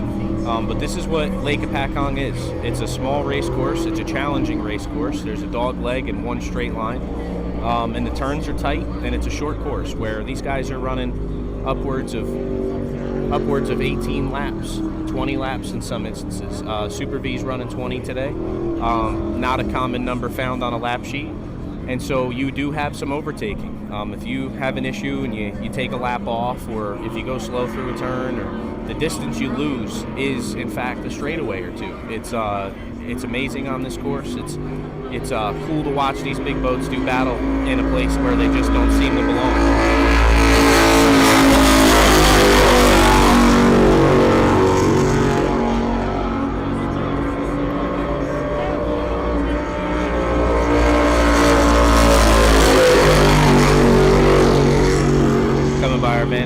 Knuckleheads and Was Up, seemingly holding the same distance between each other. Knuckleheads obviously back up and running the way we're used to. That boat is one of the favorites, always has been. Just a beautiful piece. Ed Smith meticulously maintains it. As you get a shot there of American Custom Marine chasing Was Up into turn 1. American Custom Marine again. American Custom Marine built that fountain with Mercury 1350s. It's an awesome piece. When you get up close to it, you can really appreciate the craftsmanship and the time they spent. That boat is absolutely gorgeous, and I'm so proud to see it out on a race course, competing for the Reggie Fountain Perpetual Trophy. This season, we unveiled the Reggie Fountain Perpetual Trophy to go to the highest performing Super V year in and year out. This year, by unanimous decision, the trophy was awarded to Ed Smith, who spent the last 4 or 5 years holding this class's head above water, running the Knuckleheads boat unopposed in every single race he could drag it to. So the class and all their sportsmanship and camaraderie decided that Ed was to be the first recipient of the Reggie Fountain Perpetual Trophy. I personally couldn't think of anybody better to usher in the award.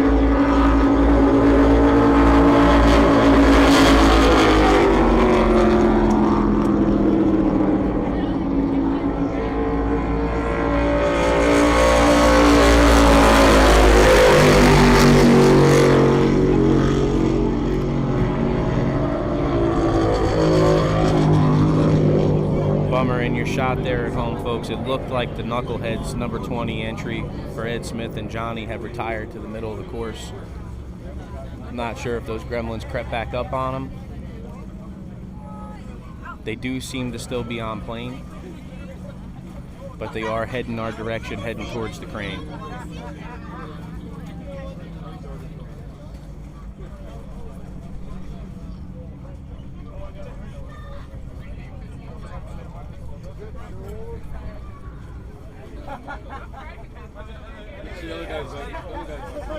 In frame now, American Custom Marine putting on a show for the fans here in Lake Hopatcong.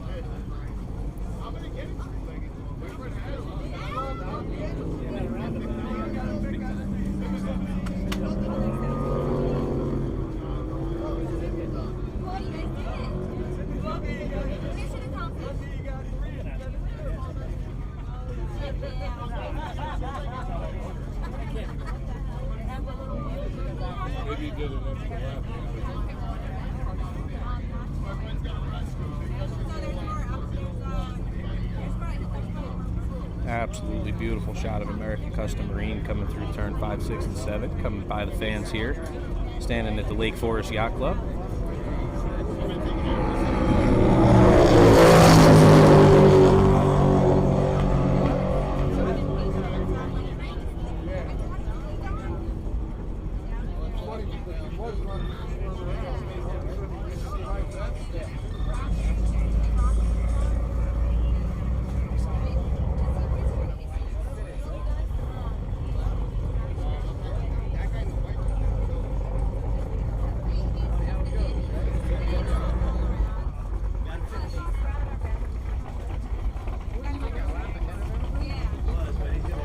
Ladies and gentlemen, I just got word that